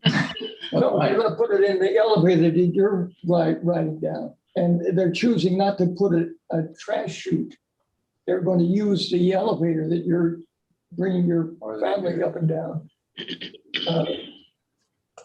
It's going to, I just, I'm trying to understand why I would want to live there with the amenities that you're offering. This is 200 units and with 2 dumpsters, right? Okay. I just, I'm really concerned about the quality of life in this 200 unit. Well, as an example, right now, I'm developing a different project, albeit in Virginia. It's 375 units at $2 a foot rent. We have one dumpster in the back that everyone takes their trash to, and it's the highest end product in the marketplace. And we did not talk about any solar power at all. We're talking about, sustainability, but discourage any incentive to. I know we want to sell electricity, but I think we're being selfish in choosing to sell electricity versus the environment without any solar power in this unit, in this project at all. I really am disappointed in this city's approach to massive development. We know we need people. This is industrial architecture in an industrial zone. I'm concerned about the quality of life in the project. I'm going to vote for it, but I'm really discouraged at the requirements, the expectation of our city when we have projects like this. It's disappointing from a citizen point of view. From a business point of view, we're going to probably approve this, but as a citizen, I'm trying to understand if this was in any other location other than in an industrial park. I can't imagine the community involvement in accepting this. But in its location, we're probably going to approve it. I am a little concerned about there only being one elevator in each building. I really do. Most of the experiences I've had where there's an elevator, there's two, because one breaks and you've got a lot of people living on the 5th floor. So I would actually ask that be something that be considered as a condition, that there be 2 elevators in each building. I know it's an expensive project to put another elevator in, but this is a for-profit project. And I just think that, 2 elevators is better than one, because if one breaks and it's Saturday and there's no way to get in, you've got somebody living on the 5th floor. I'm a little handicapped. So if I was going to take a 5th floor apartment and the elevator was broken, that would be a big hardship. And I would like that to be considered. Actually, I think that's kind of going along with Commissioner Robbins, just quality of life. It's a little cheap just to have one, really. Well, we're concerned about a garbage chute maintenance, but not concerned about a elevator chute in one building. I'm just. Then you can go on the other elevator if there's garbage, somebody carrying garbage. You got 2 elevators. I'm just disappointed in it. No, to me, it's a health and safety issue as well, about the second elevator. Well, if you do put 2 elevators in, it's obviously nicer to have 2 than 1. Each elevator will cost about $250,000. So when you talk about affordability, you keep. Well, you're not doing affordable housing. So I'm just saying market rate affordability. Yeah. So when you say, well, why is it $1,300 rather than $1,250? Well, every time we add. I totally understand that, but I think that's a really good issue is, the 2 elevators. And, you are getting some bonus, you're getting extra, units because you put in a swimming pool or whatever the sustainability project was. If I could just, Mr. Robinson, but to me, that isn't, that is a health and safety issue. 1 elevator in 100 people, 100 units is not much, especially morning, evening, coming back and forth. I think that to me, that's an important part of it. And I would ask that be a condition. Commissioner Maliga? I agree with the mayor in regards to the elevator. I mean, you're going from 320 spots to 293. Right. You want more units, and we're giving you $2.4 million in bonus structure for a pool and amenities that don't benefit our city. Right. But we are adding to the tax base. We are adding to the utilities. So I see the business factor. One thing that I do want to ask is the electric vehicle charging stations. Are they going to be solar?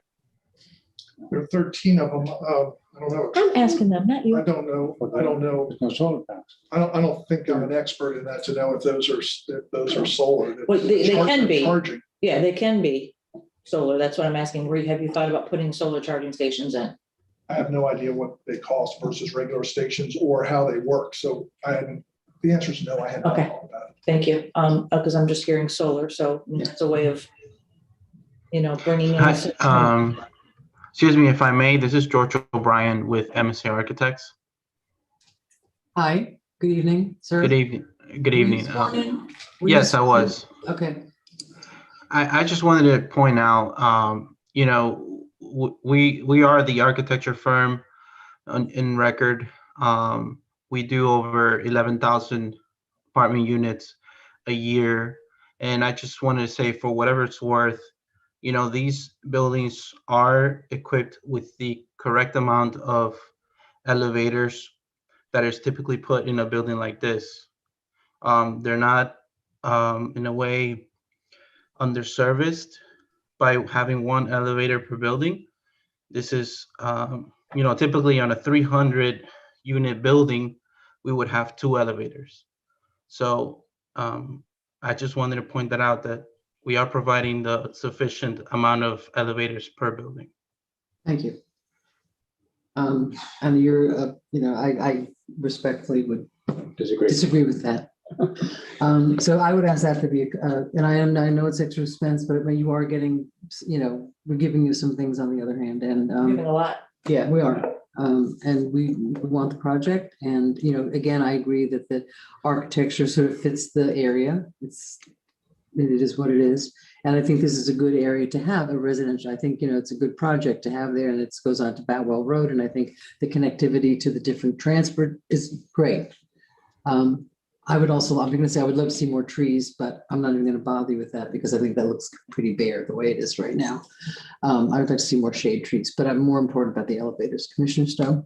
No, you're not Commissioner Stowe. I just say Stowe. Stowe. It's been a long day. Sorry about that. Kim. That's fine. I just wanted, and bear with us because, we are all still learning all that stuff. We keep seeing this green building certification, and if someone from staff, either William, can let us know exactly what that includes, because when we talk about affordable utilities is part of that. So what does this green building certification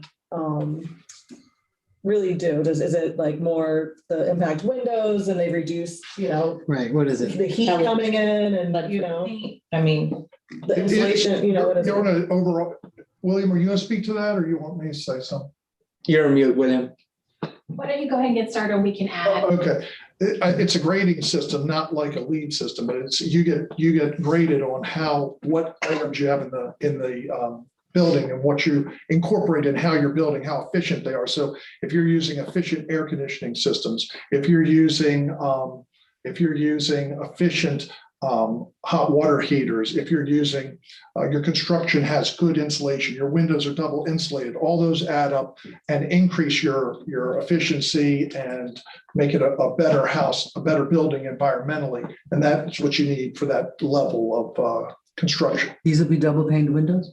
I'm not sure in this case yet. We haven't gone through the process of grading ourselves, but we'll meet that level of how we're doing it. We'll meet that level. It'll be impact. When it's required as a condition of approval, we require the green building certificate prior to the certificate of occupancy being issued for the project. So the green building has to issue a certificate for the actual building, and then we require that certification prior to the issuance of the CO. Are any buildings not considered green? It just seems like it's the new thing. And LED is a whole nother level, and I would love to see that. But is anybody coming to you and saying, we're going to build a development, but we're not going to be involved in the green building? Or is it kind of the way we do it now? Yes. Mayor and Commission, part of the grading program is that the buildings or project have to perform better than the minimum standards of the Florida Building Code, which are some of the most stringent energy performance standards in the entire country.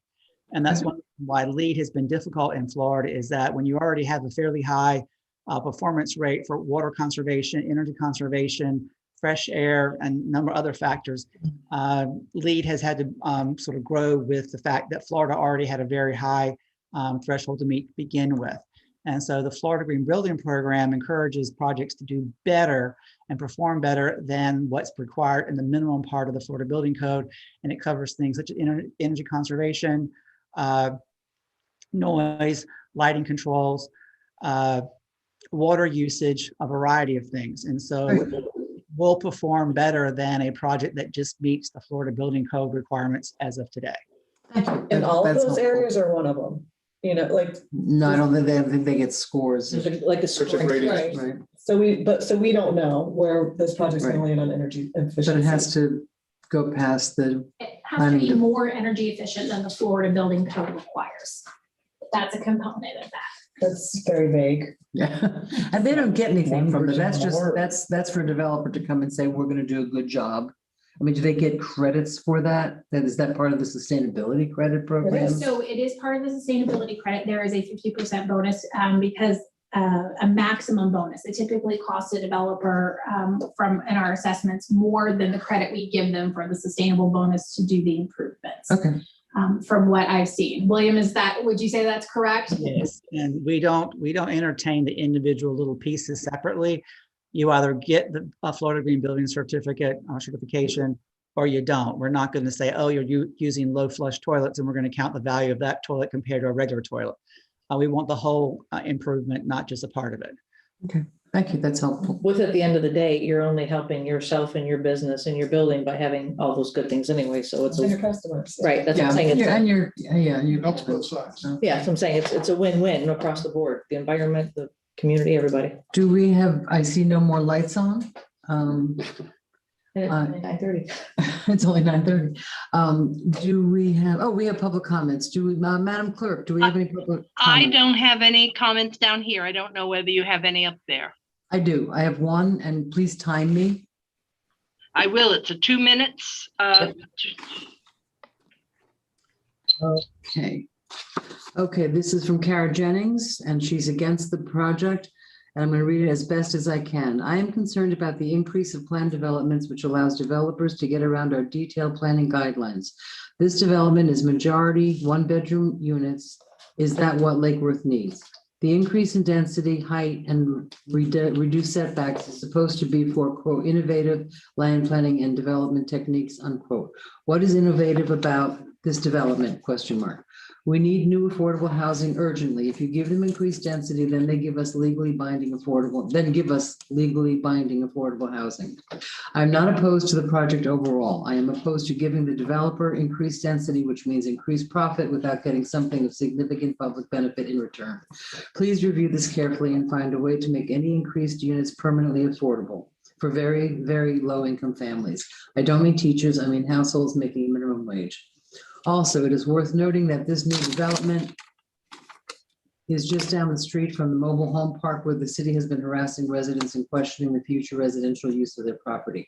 This is unfortunately a pattern in Lake Worth where low-income housing is victim to code enforcement harassment while new market developments are given the red carpet.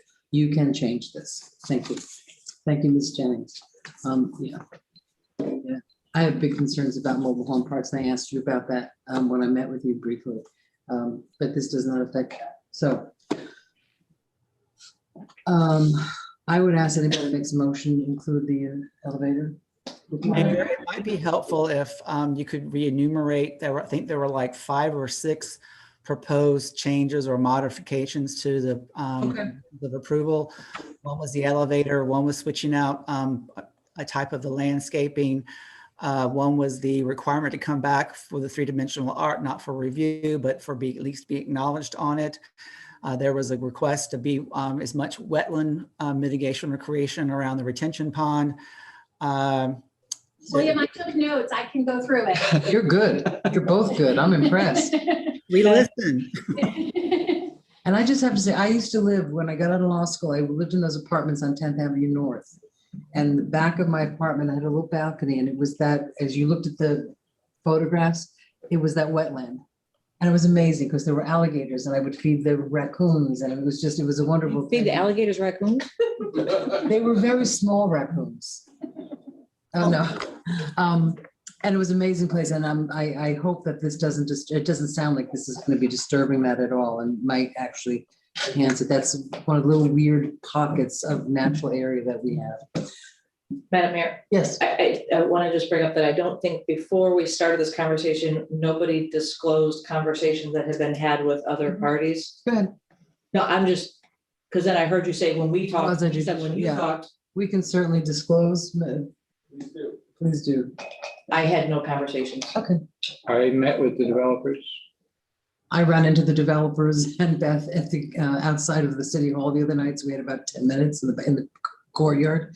And I'm familiar with that area, but I didn't do a site visit. I also met with the developers outside of City Hall. It was pretty impromptu. I met with the developers inside City Hall. Look at you. He's very formal. You're very formal, Mr. Robinson. I make a motion to approve with all the items that Aaron has made notation on, including making the dog park Would you accessible. like me to read them? Yes, if you could, that'd be great. The first item is for the public art component to include a mini juried review either by Lula or the Cultural Council.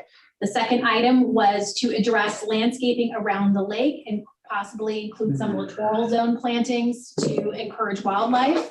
The third item was to better light the bus shelter or ride share cover with a shielded light. The fourth item was to swap the clusia with a native shrub material. And then Native This is- tree, probably. what? Native tree. Native probably, I tree think that's what material. you- I'm sorry, I thought it was the hedge. It was the native tree material. And then the fifth item was to add make sure there were 2 elevators in each building. Yep, and make the dog park accessible. And the sixth item was to make the dog park. Very good. My dog owners will love it. Oh, William had one more thing. I might propose that we add a condition that if it's possible, staff can work with the developer to see whether or not the exchange program for affordable housing would be an option for this project. It probably can only apply to the 2-bedroom units. The Bohemian did make use of this project to have some of them dedicated affordable in perpetuity. It's not a requirement because there may not be any exchange program units available, but I would add a condition that encourages the developer to work with staff to reach out to the county to see if the exchange program could help afford to buy down some of those units to make them affordable. Great, and given it's so close to public transportation, that would be a great thing. We have a motion, do we have a second? I have a question on, I'm sorry, but this exchange program, does that specify incomes? I don't have any idea. Well, it's important because if we're talking affordable housing, we're talking incomes. And if they're going to get a check for the exchange program to the developer without contingent on income, I think we should know about it. That's how the whole program works, Commissioner Robinson. There are income requirements. There is a program that you work with another developer who has to provide certain types of affordable housing. There's an agreement arrived at and a cost analysis that has to be approved by the Board of County Commissioners. And it does have the amount of exchange money provided is somewhat directly related to the income requirements that are provided for those types of units.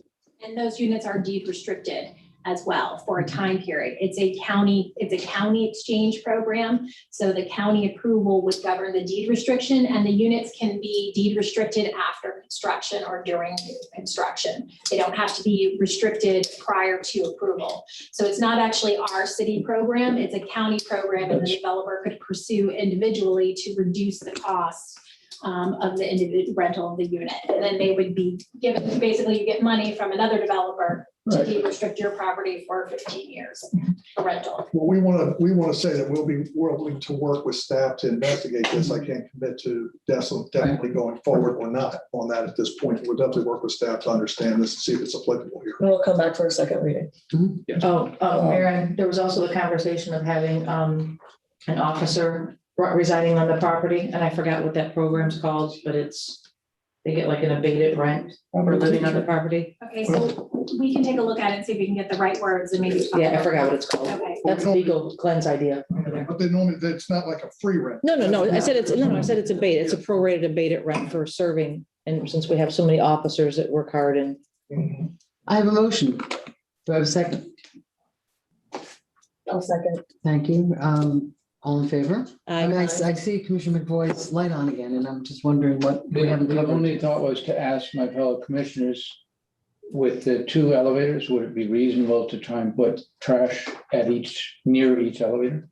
I think that would. That's internal. I think they need to, I mean, they don't want their folks smelling garbage either. Major design No. change for us, huge. We have a second. Can we have all in favor? Aye. Aye. Opposed? Motion passes unanimously.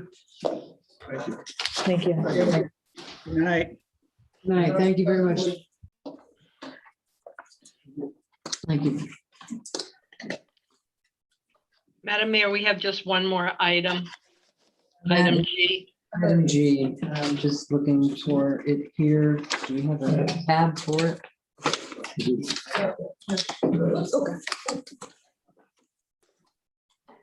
Item G is a discussion regarding the city commission's priorities brought forth by Vice Mayor Herman Robinson. Right. Restaurant and senior priorities both. Well, Commissioner Robinson. What time is it? 9:25. 9:35. You brought this forward. Why don't you start the discussion?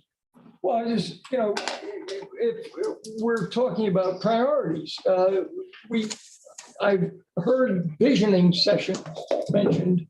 And if we were going to schedule a workshop for a vision, I think we ought to take a little time. There's a difference between a vision and a priority. A priority would demonstrate that you're set it as a priority and it's doable. A vision is a dream,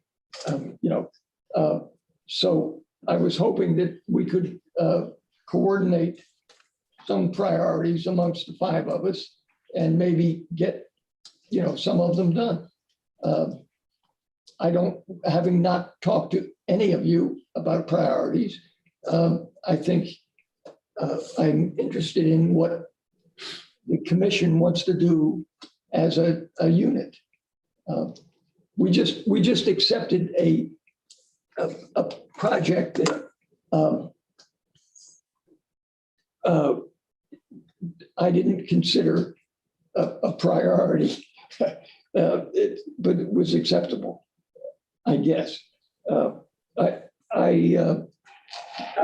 just was hoping if we could spend 20 minutes on what we look forward to as a priority. Okay, I'd like to respond to that. We talked earlier, we did talk earlier about, a workshop in Charette, for the downtown, but also for the city in general. And as a vision.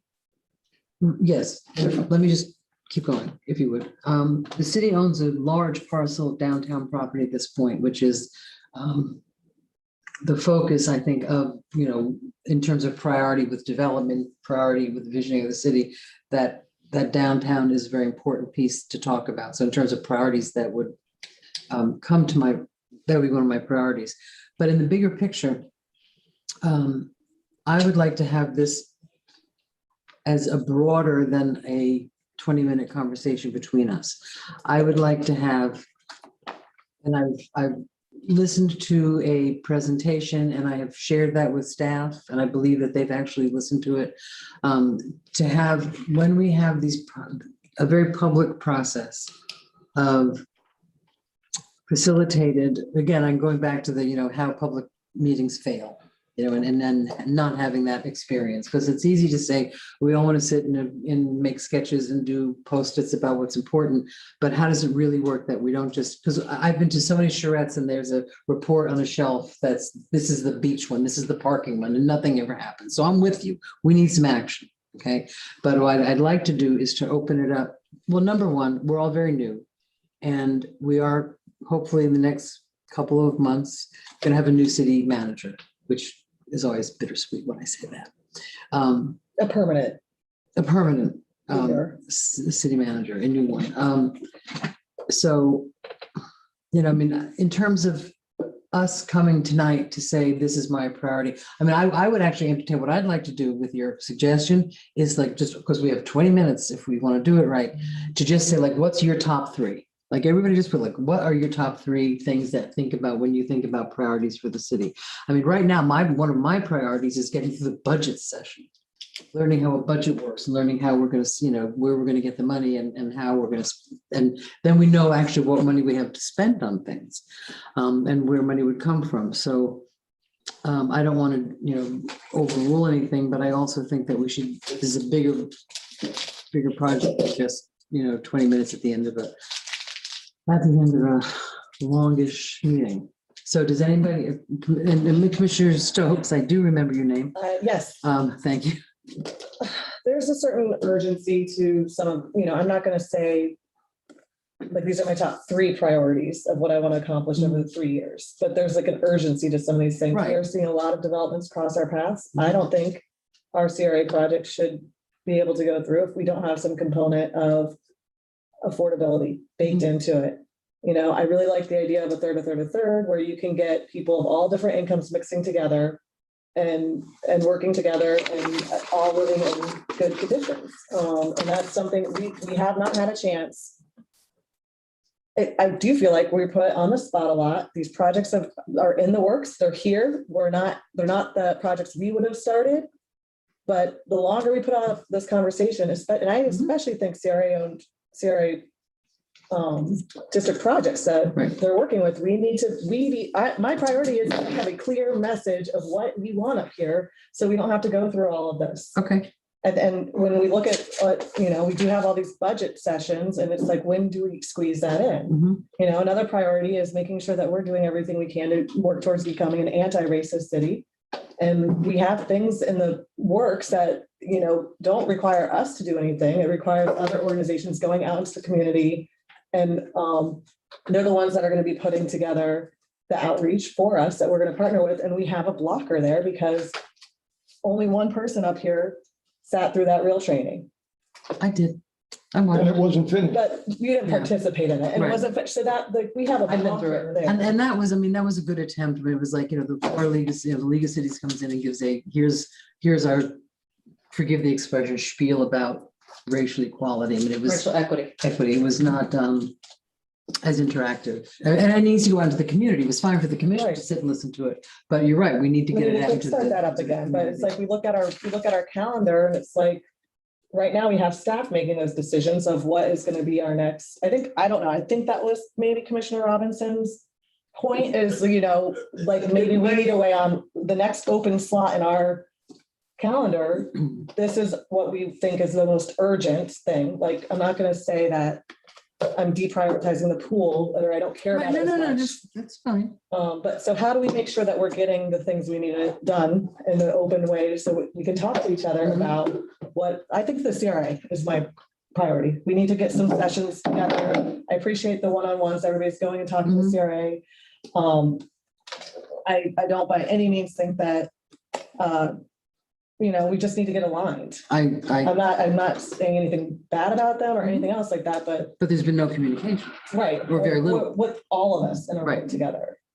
Between the commission and the CRA, because it has to be public. And I think that we are on the road to having those workshops start. And we're going to be talking about a budget, and if we're going to prioritize anything, it's going to affect the budget. Exactly. So do you have three things, Commissioner Robbins? Well, our oceanfront park is in poor condition. We have a derelict pool.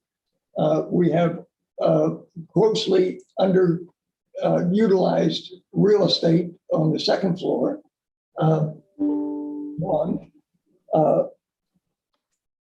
Let's see, I've got several here, but I would love to see a business organization, Chamber of Commerce, or some focus maybe from the CRA or somehow to get what, when Jamie does one-on-ones going down the street, I don't know if that's the ultimate way to focus on the downtown. Right. We talk about grants. We talk about a marina. We haven't talked or done enough about South Federal Highway. I'm concerned about the park usage. And we could envision A-rated schools and commission education. Those are my short list. And there was only 8. 8 words? No. All right, so Oceanfront Park Business Organization, and what would be your number 3? And this is a very informal. I'm going to say South Federal Highway. Which is going to be, you mean the empty lots? Yeah. Okay. Development. Whether it be a development district that we could try to organize and coordinate. Yeah. Yeah, all that empty space on February's issue, and I think the prices that they're asking is what's stopping it. Commissioner McBoy, and I'm really just sort of, if we're just going to do this real tight, informal. Yeah, I think what I was going to say is that I do hear things from people. I think we ought to do this as a workshop. Right. Previous commissions have definitely done that, and it really needs to have that sort of a thing. I think as part of that workshop, we need updates from staff on some of this, of where are some of the things to make sure that we have some reality checks with it. And then eventually we bring this back to a voting meeting where we turn it into action. Yeah. But, so for my list, definitely direction to the CRA through joint meetings. And I think as part of that CRA aspect is a really robust community visioning thing that includes the whole city. So that, you know, that we understand, okay, when we're thinking about development like the one we just gave a tentative approval to, what is it doing for us? What is it not doing for us? And how does that fit in our whole overall vision? So that we have, you know, some of the criteria that Commissioner Robinson raised are ones that should all our buildings be full tilt green certified? Should all our buildings have white roofs, solar, you know, whatever? These are things that we should think about, but we need some staff input on it, certainly.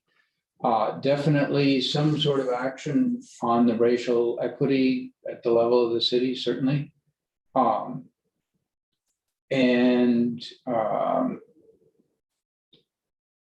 For me, a very big one is how are we going to get to, and do we agree as a commission to setting goals for becoming a carbon neutral city and all of the benefits that brings us in terms of economic development for, you know, being a leader in that area. A piece of that is having a state-of-the-art conservation program, because we have a lot of older structures they contribute to our bad reputation of being expensive electricity. And I think there's an understanding. It's not because we charge too much, it's because we have leaky buildings and we need to do something about that. So it gives us a double bang on that.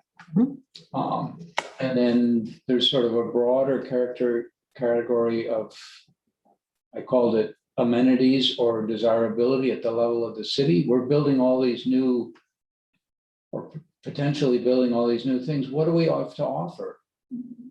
Commissioner Robinson has mentioned the pool, but we've talked about a trolley. I'd like to see an electric trolley. Stronger recreation, more diverse recreation programs, maybe further strengthening the library. But things that are, if we're going to try to entice people to come here, what are we offering them? Okay, thank you. Commissioner Malika?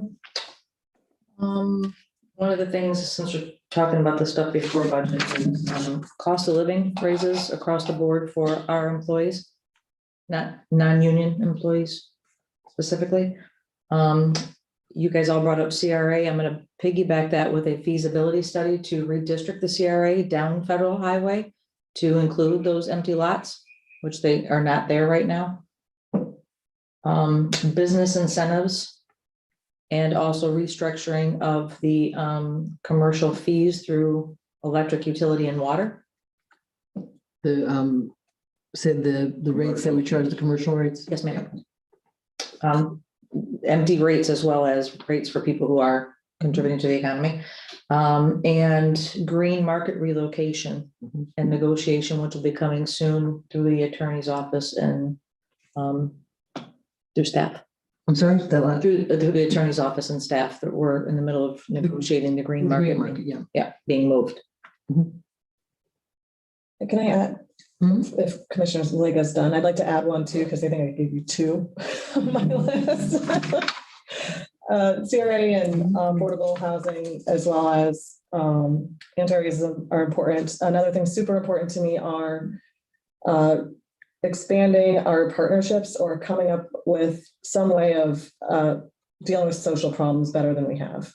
Addiction, mental illness, homelessness, prostitution, all those things that a lot of times there's a lot of overlap there. We have ARPA money that is coming that is meant to help people who are going to be evicted from their homes, who've suffered loss through COVID. We need to making sure that ARPA money is spent in the right way, in a way that might help us build some social infrastructure. Maybe we get someone full-time on staff that can help us coordinate some of these programs past 4 years? Well, we have to be able to afford it past. I understand, but let's do it for 4 years and, 2 years, and it's 2024, that is, whatever it is.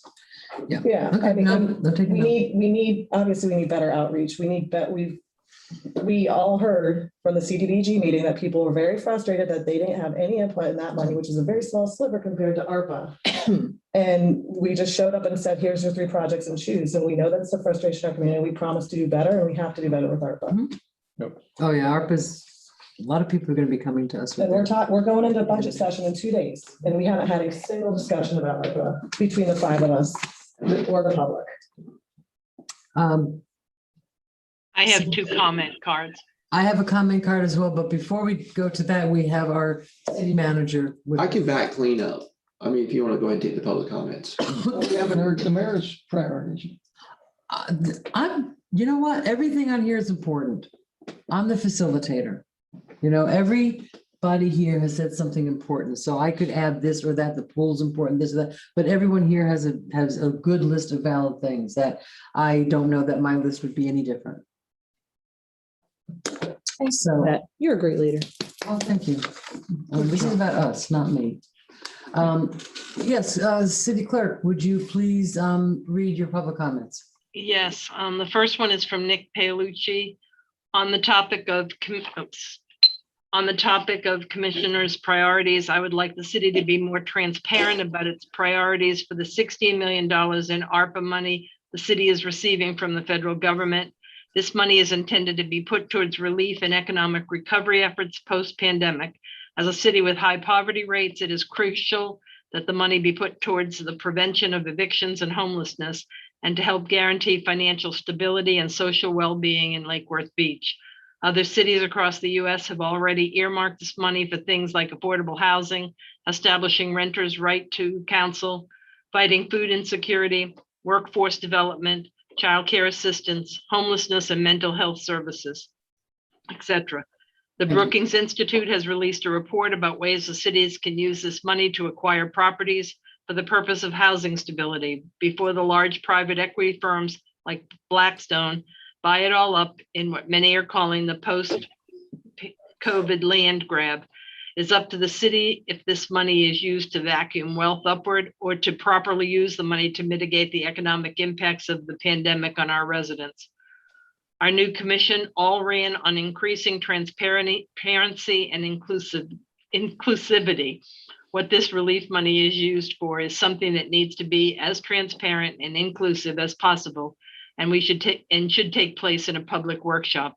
The previous commission had a very narrow view on who is a stakeholder in Lake Worth and consistently prioritized developer profits and speculators' priorities over residents. I hope that you can deliver on your mandate to change this and make sure this relief money benefits the people who really need it. Thank you. The next one is from Anthony Gallegos.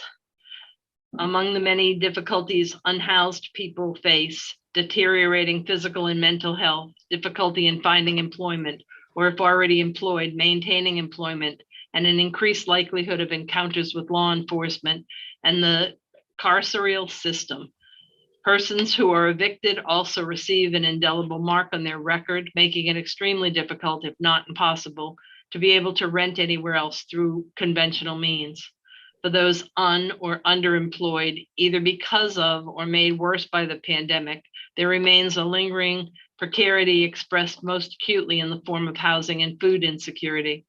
In my opinion, the ARPA funds that were allocated to the city ought to go to those most directly and severely impacted by COVID-19, to those who are suffering and will continue to do so even as businesses continue to open up and things return to normal over the next year or so. Programs that directly address housing instability, homelessness, and mental health are among the many issues that ought to be prioritized. But most importantly, I believe that where the money ultimately goes ought to be decided in a way that is democratic and transparent. Information should be collected from the residents of this city. Opportunities should be given for comment and input, and the meetings where decisions about funds are made should be well publicized and accessible to all. Those are the only comments that I have, Madam Mayor. Thank you. I have one up here and both of the comments that we just heard, I think we're all on tune with in terms of this being transparent and public, and that's, we agree. We agree with that.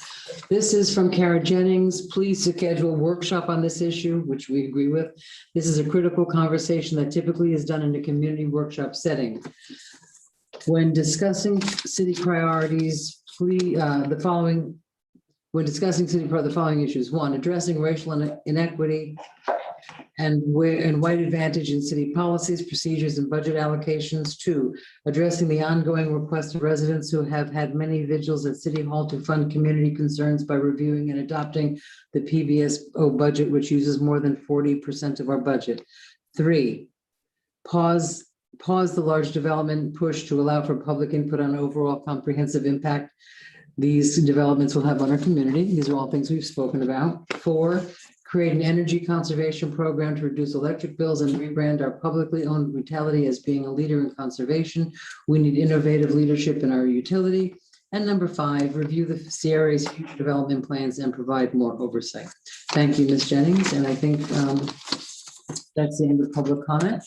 And I think that we're all sort of on the same page. We have a lot to do. And the ARPA money is, this is one-shot deal. We can't put anything in it that we can't support past 2024. Right. So, but we have a lot of people in real crisis right now as a result of the pandemic. And I personally I'm still on, and actually staff is providing you with a couple of addresses. Let's find some existing houses that need to be fixed up to put our Lake Worth residents as homeowners within their own community. So, and now we have the city manager. But before he's going to start on the visioning, I just want us to recognize the difference between setting priorities, doable priorities, and visioning. Please tell us your thoughts on that. Well, visioning is the dream of the shining city on the hill versus moving Who's building the hill? I'm sorry? I said, who's building the hill? Well, where's the hill? Versus moving the farmer's market, I think two different topics. And going into a budget, that we're going to prioritize things that are going to have a budget impact versus visioning of what we really want our city to be. They're both important, but one's immediately doable and the other's a long-term vision. But would you not agree that the priorities that we're taking now will give the vision down the road? Absolutely, hopefully, yes. It's building blocks, right? Yes, but Okay, you I have just to wanna make sure start. we're on the same page. But we have to start somewhere. Right, I agree with you. Just this brief conversation about priorities is a step towards the vision. Absolutely. And the visions are lovely, but reality is, I think, I'm sort of a practical old German woman. And I try to think, let's have the vision, but also we need to deal with the reality, the dollars and the cents and the actual need of the city. So no, I think, we all have our little different twists on it, but I think that we all have the same basic underlying philosophy of there's things in the city that needs to make it better. There are things that we can improve. I think we're all practical, and I think prevention is a lot more cost effective than trying to fix a mess afterwards. And we have to keep that in mind too. Madam Mayor, if we're going to go any further, you have to take a motion and a second to extend the meeting for another hour. We'll give Mike 2 minutes. All we have is the city manager and the city attorney. So would I have a motion to extend this a little bit? Sure. I move to, long enough, I would like to hear the remaining folks. Second. And all in favor? Aye. Passes unanimously, and the city attorney may have a report. Do we have a report tonight? Very short. Okay, let's have let's do the city attorney first, and then we'll have our ending with the city I'm manager. gonna do this at all only because you've been talking about visions and so opioids, and there's been a lot of litigation on opioid litigation, and the city has filed a claim a long time ago in a bankruptcy dealing with Purdue Pharma. So there's been a MOU being circulated by the Attorney General. We have no idea how much money it's going to be. It's going to be a while before it gets here, but you've got to use the money if you receive for abatement activities such as first responder training, prevention programs for youth. So it kind of goes a little bit in line with some of you have been saying. That's why I wanted to just mention that you may be seeing it on an agenda in the next month or so, the MOU. Hopefully by then we get a spreadsheet that gives some idea how much. What's an MOU? Oh, memorandum of understanding. It's a new, and in this case, with the Attorney General, it's a non-binding one. They're going through a framework with the bankruptcy court of trying to come up with how this money is going to get distributed through the state, the counties, the cities, but there should be some enough to a little bit of funding. So Thank you for clarification. Show up at the Sackler family. Madam Mayor, MOU is a French cow. there we go. That's better. Just really briefly, when y'all first got elected, the intent was to have this robust discussion, to Commissioner Robinson's point about getting into the weeds of having what's the priorities and what's the vision and tie it all together, not just to have this, strategic planning session that's fluff and you put it on the shelf. Now, we do have a strategic plan and it needs to be considered as you go forward, but we had hoped to have already had this chance. And unfortunately, we got sidetracked with zoning issues and all kinds of things that really pushed it out. And now we're facing budget. So the way we've done it now is we've taken the budget and split it down. You're going to be seeing the capital budget first. So you're going to be looking on Thursday, and I'll probably repeat some of this in more detail. You're going to get a chance to talk about the meat and potatoes things that take money to build something. Okay. Tangible. And you're going to see the 5-year plan that we already know that the city has talked about needing for facility staff has brought forward previously, and it populates that 5 years out. And then the CDB projects on top of that. And then there's the things I'm sure you want to do. And I know Commissioner Robinson wants to have a conversation about doing something at the beach and matching that up on funding. That's what we're going to talk about first. So that's a very digestible public workshop. It's going to facilitate workshops coming up over the months. That's going to find its way into your budget. Then the next workshop on the budget is going to be about the very difficult O&M side. And as you well know, we're very limited as a city. I think we had a conversation, Commissioner Stokes, about we don't do a lot of programming because we don't have programming staff. We build things, we run things, we make widgets, electric, water, we regulate things. We're very good at that. And even with the staffing we have, and we're trying to keep staff in place, we compete in a market that's very difficult. We're a very poor city. We have a very high tax rate. We have a poverty rate, all these things you know. There's not a tremendous amount of elasticity and resources, both in money, unless we're seeing these tremendous increases in revenue, which I don't think are going to be out there, but let's just say something happens. And you're also very limited because you have X number of staff who actually do the things. So I listened to all the things you said, and they're very good things. Every one of them, whether it's going on with the REAL program or talking about some of these other activities that we need to be doing, you're going to have to strategically think about how to do them and not necessarily hire more staff or think that there's a lot of elasticity in the staff time as a resource. Because y'all, as you've looked under, we popped the hood on this thing. There's not a lot of us running around here, bumping into each other, sitting around at the water cooler going, hey, what do you, no, we all wear many hats and work hard. So you're going to have to somehow reconcile your list of priorities with the resourcing, okay? And that's where it gets into the budget discussion. And I appreciate that. So we're stopping capital, we're going the operational management side of it.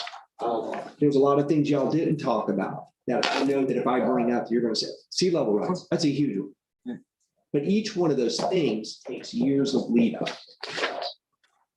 They're already working on things based on your conversations about the development process. Right. And William and staff are. They've heard. So don't also think that we're waiting somehow for y'all to have this meeting. I think it's been very clear consistently and in public, y'all said you want these changes in the process. So there are things that are priorities for this commission that are already taking place. There are things that you want to talk about in your capital side, and there's things you want to talk about the program. So it's all going to match revenues. So let's bring it into reality, and it's going to be sometimes leadership is handing people as much disappointment as they can handle.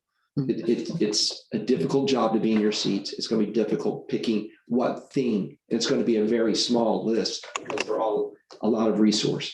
I just want to say that on the record, for the record. Thank you. Thank you. Thank you. I see some lights on. Commissioner Stokes? I just have so for our budget work session in 2 days, are we gonna have like a more general overview and like just even explaining I all hope the so. different revenue streams we have? Because then, I would like to have a little bit of a bigger picture before we dive into one part of the budget. Like, I don't want to go straight into Yeah, just I agree. capital. I feel like we should all, in the public, like everybody should get like a Absolutely. general overview. Well, Madam Mayor, I hear what you're saying, but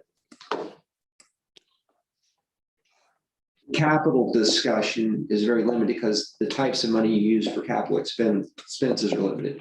It wasn't too many years ago, we didn't really have a capital budget because there was no money, but we borrowed extensively, both in the neighborhood road program and the utility bonds and things we did just last year. Okay, this is new to this city to have cash to actually invest back in and catch up for 50 years of benign neglect. And some of the ARPA money may be for these, and there's things already committed that's going to be coming in, but it's not a lot. Your complicated conversation is going to be where your revenue streams of y'all learning that you use on your operational budget. Because that's a diverse pot of things from the state, from the revenue sharing, property taxes, and it gets very complicated on that side. And we can do some lead up into that conversation. But capital is more about you saying, I got X amount of dollars that I can spend on these projects here. And do you want to shuffle it? That was real high level, but Yeah, I don't know. we're gonna run. Before we get into- You're already running out of Have time. like just a high level overview. Right. Like, it doesn't have to be very long. And I agree. And I spoke with Juan today in a phone conversation I had with him, because again, in light of the transparency that we're looking to do, we are unfamiliar with the budget process, and this is the first time. I would actually like to have put up on our website, whatever lesson we get from our finance director or utility director, to have those posted on the website. So somebody sitting out there goes, well, what is that budget? Because it is not, whatever I want, so that people can see how operationally the city works, how decisions are made. And that's something I'm going to hope. One of the things we wanted to do, Madam Mayor, was to have that leadership work class at Right. Leadership Academy. Yeah, Because there's a handful of people that really are going to dive into that, and it takes more than just a few minutes. Right, and then we can record those sessions and put those on the website as well. But to get our arms around that, and oh, by the way, budget it takes a lot of time once you get, and today is the start of hurricane season and staff scrambling, and we're already saying we've got to be prepared because it's going to be a busy hurricane season. So that gets at that capacity of staff time and brain power. It's very limited. Mm-hmm. It's very frustrating for Commissioner Robinson, because it always goes when. They're very busy, and whether I'm here or not, I'm just giving you my. Sure. You need to temper your expectations as best as possible with what you're working with. Well, we need to find out what the reality is. We don't really at this point sitting here know what the reality is, and hopefully we're going to be taught what that is. Commissioner Maliga? And I'm hearing everybody loud and clear, but at the same time, we ran for this position and we have to do our own research to know what is capital improvement, what is operating budget, what is. It's time consuming, but that's what we signed up for. The capital improvements is important, and it's something that needs to be talked about. But unfortunately, there are things in this capital improvement project that we're already committed to before we got here. Oh, yeah. And one of them is $2.6 million to the Bohemian parking situation. So, I mean, these are things that we're not going to want to swallow on Thursday, but they've already been promised, written, signed, sealed, delivered. So some of those things. Limited. We're limited. I mean, one of them, our hands and our feet, now they're tied behind our back. So I'm here to answer any questions, only because I've had time to delve into, I've over the years and watched the budget workshops. They're extremely boring. But they are important questions, and I understand where the level of concern is like, how do we go through these processes? But I don't get overwhelmed. Let's just start with the capital improvement budget first. And then I think maybe we'll be able to take a breather once we get through that, and then have maybe staff do more one-on-ones. Like I had one today for 45 minutes with Juan and Bruce in regards to like 6 items on capital improvement. Why isn't this allocated? Explain to me why we can't take ARPA money and pay off the bond, and what would be the benefit to the net. and just try to take those, let's not try to choke ourselves with the whole No. meal at one time. No. Yeah, I actually just met with a couple different, a few different residents independently who have been pretty vocal that they're frustrated by all the one-on-ones that happen. And But that's the only way we get stuff. How else, I mean, right. well, I know that, but I'm just saying, I'm not saying get rid of that, but there's a level of transparency. But you can't be transparent on our whole Just job. go all like. That's why that's why they chose us, because they trust us to make the best decisions with the tools that we have. And this is also why I think we should get as much of the information as we can up on the website so Agreed. that people can just see. Here's here's, you know, Yeah, here's- right. here's the capital improvement project Here's a- budget. Here's what we're looking at. We always tell our people that the budget's too complicated for them to understand. There are residents out there that want to understand. Well, our budget, and they don't they're wanna just trust available. five I mean, it's available to them. That's And right. hopefully we'll get a more complete, Thursday when we start with capital. We'll have, I don't know when we're gonna, has the agenda item gone out? Yeah, we do have a folder on that. But part of it is taking the initiative to look yourself. I mean, I look at the budget and I really need to be explained a little bit about what these different things mean. I'm like not the best budget person. Sarah, I'm sort of looking to a little bit to. But I disagree with the concern or with the comment about the individual ones. I think an awful lot of this educating us, explaining, here are the elements of the budget. Forget the capital improvement part. It's just, the pie has got 5 pieces. That's where it's coming in. It's got 10 pieces. That's where it's going out. You can break down each of the 10 pieces into more detail, but some of that can perfectly well be done to all of us at once. It shouldn't have to be. But you don't even need that. But This isn't your first rodeo. When you get to the Stantec modeling, that's where it really starts to digest down to where people, and I think Commissioner McRoy and Robinson have seen that. Yeah, I'm a big fan of it. Yeah, and it really ties that together, and you can manipulate it in real time. It's kind of cool. Let me take screenshots. Understanding, I mean, yes, I am familiar with some of the different pieces, we get income from this and that and the other. But seeing what those numbers are now in relative terms, I don't care about 3 decimal places, but in, ballpark. 30% of our income, that corresponds to X million comes from X. 40% comes from the electric utility, it does, or whatever it is. Those things are things that we can be taught all at once. That doesn't have to happen in individual sessions. No, and I agree, but I mean, the one-on-one sessions are Have to important have when it comes to getting direct questions, because my questions aren't gonna be the same as yours or the same as Okay. we or the should all learn. mayor's. So, and I'm not gonna take staff's time of, 6 hours. I mean, literally, it's about that. Multiply it times 5, 45 minutes. Much more intensive staff time. Very efficient. It really, and I had said when I was with Mr. Liberty a couple of weeks ago, and he's, explains things, he's got the whiteboard. I said, why aren't, the 5 of us, if we could come up with a time that we're all available, the 5 of us could sit here and listen to this, it wouldn't be a sunshine violation.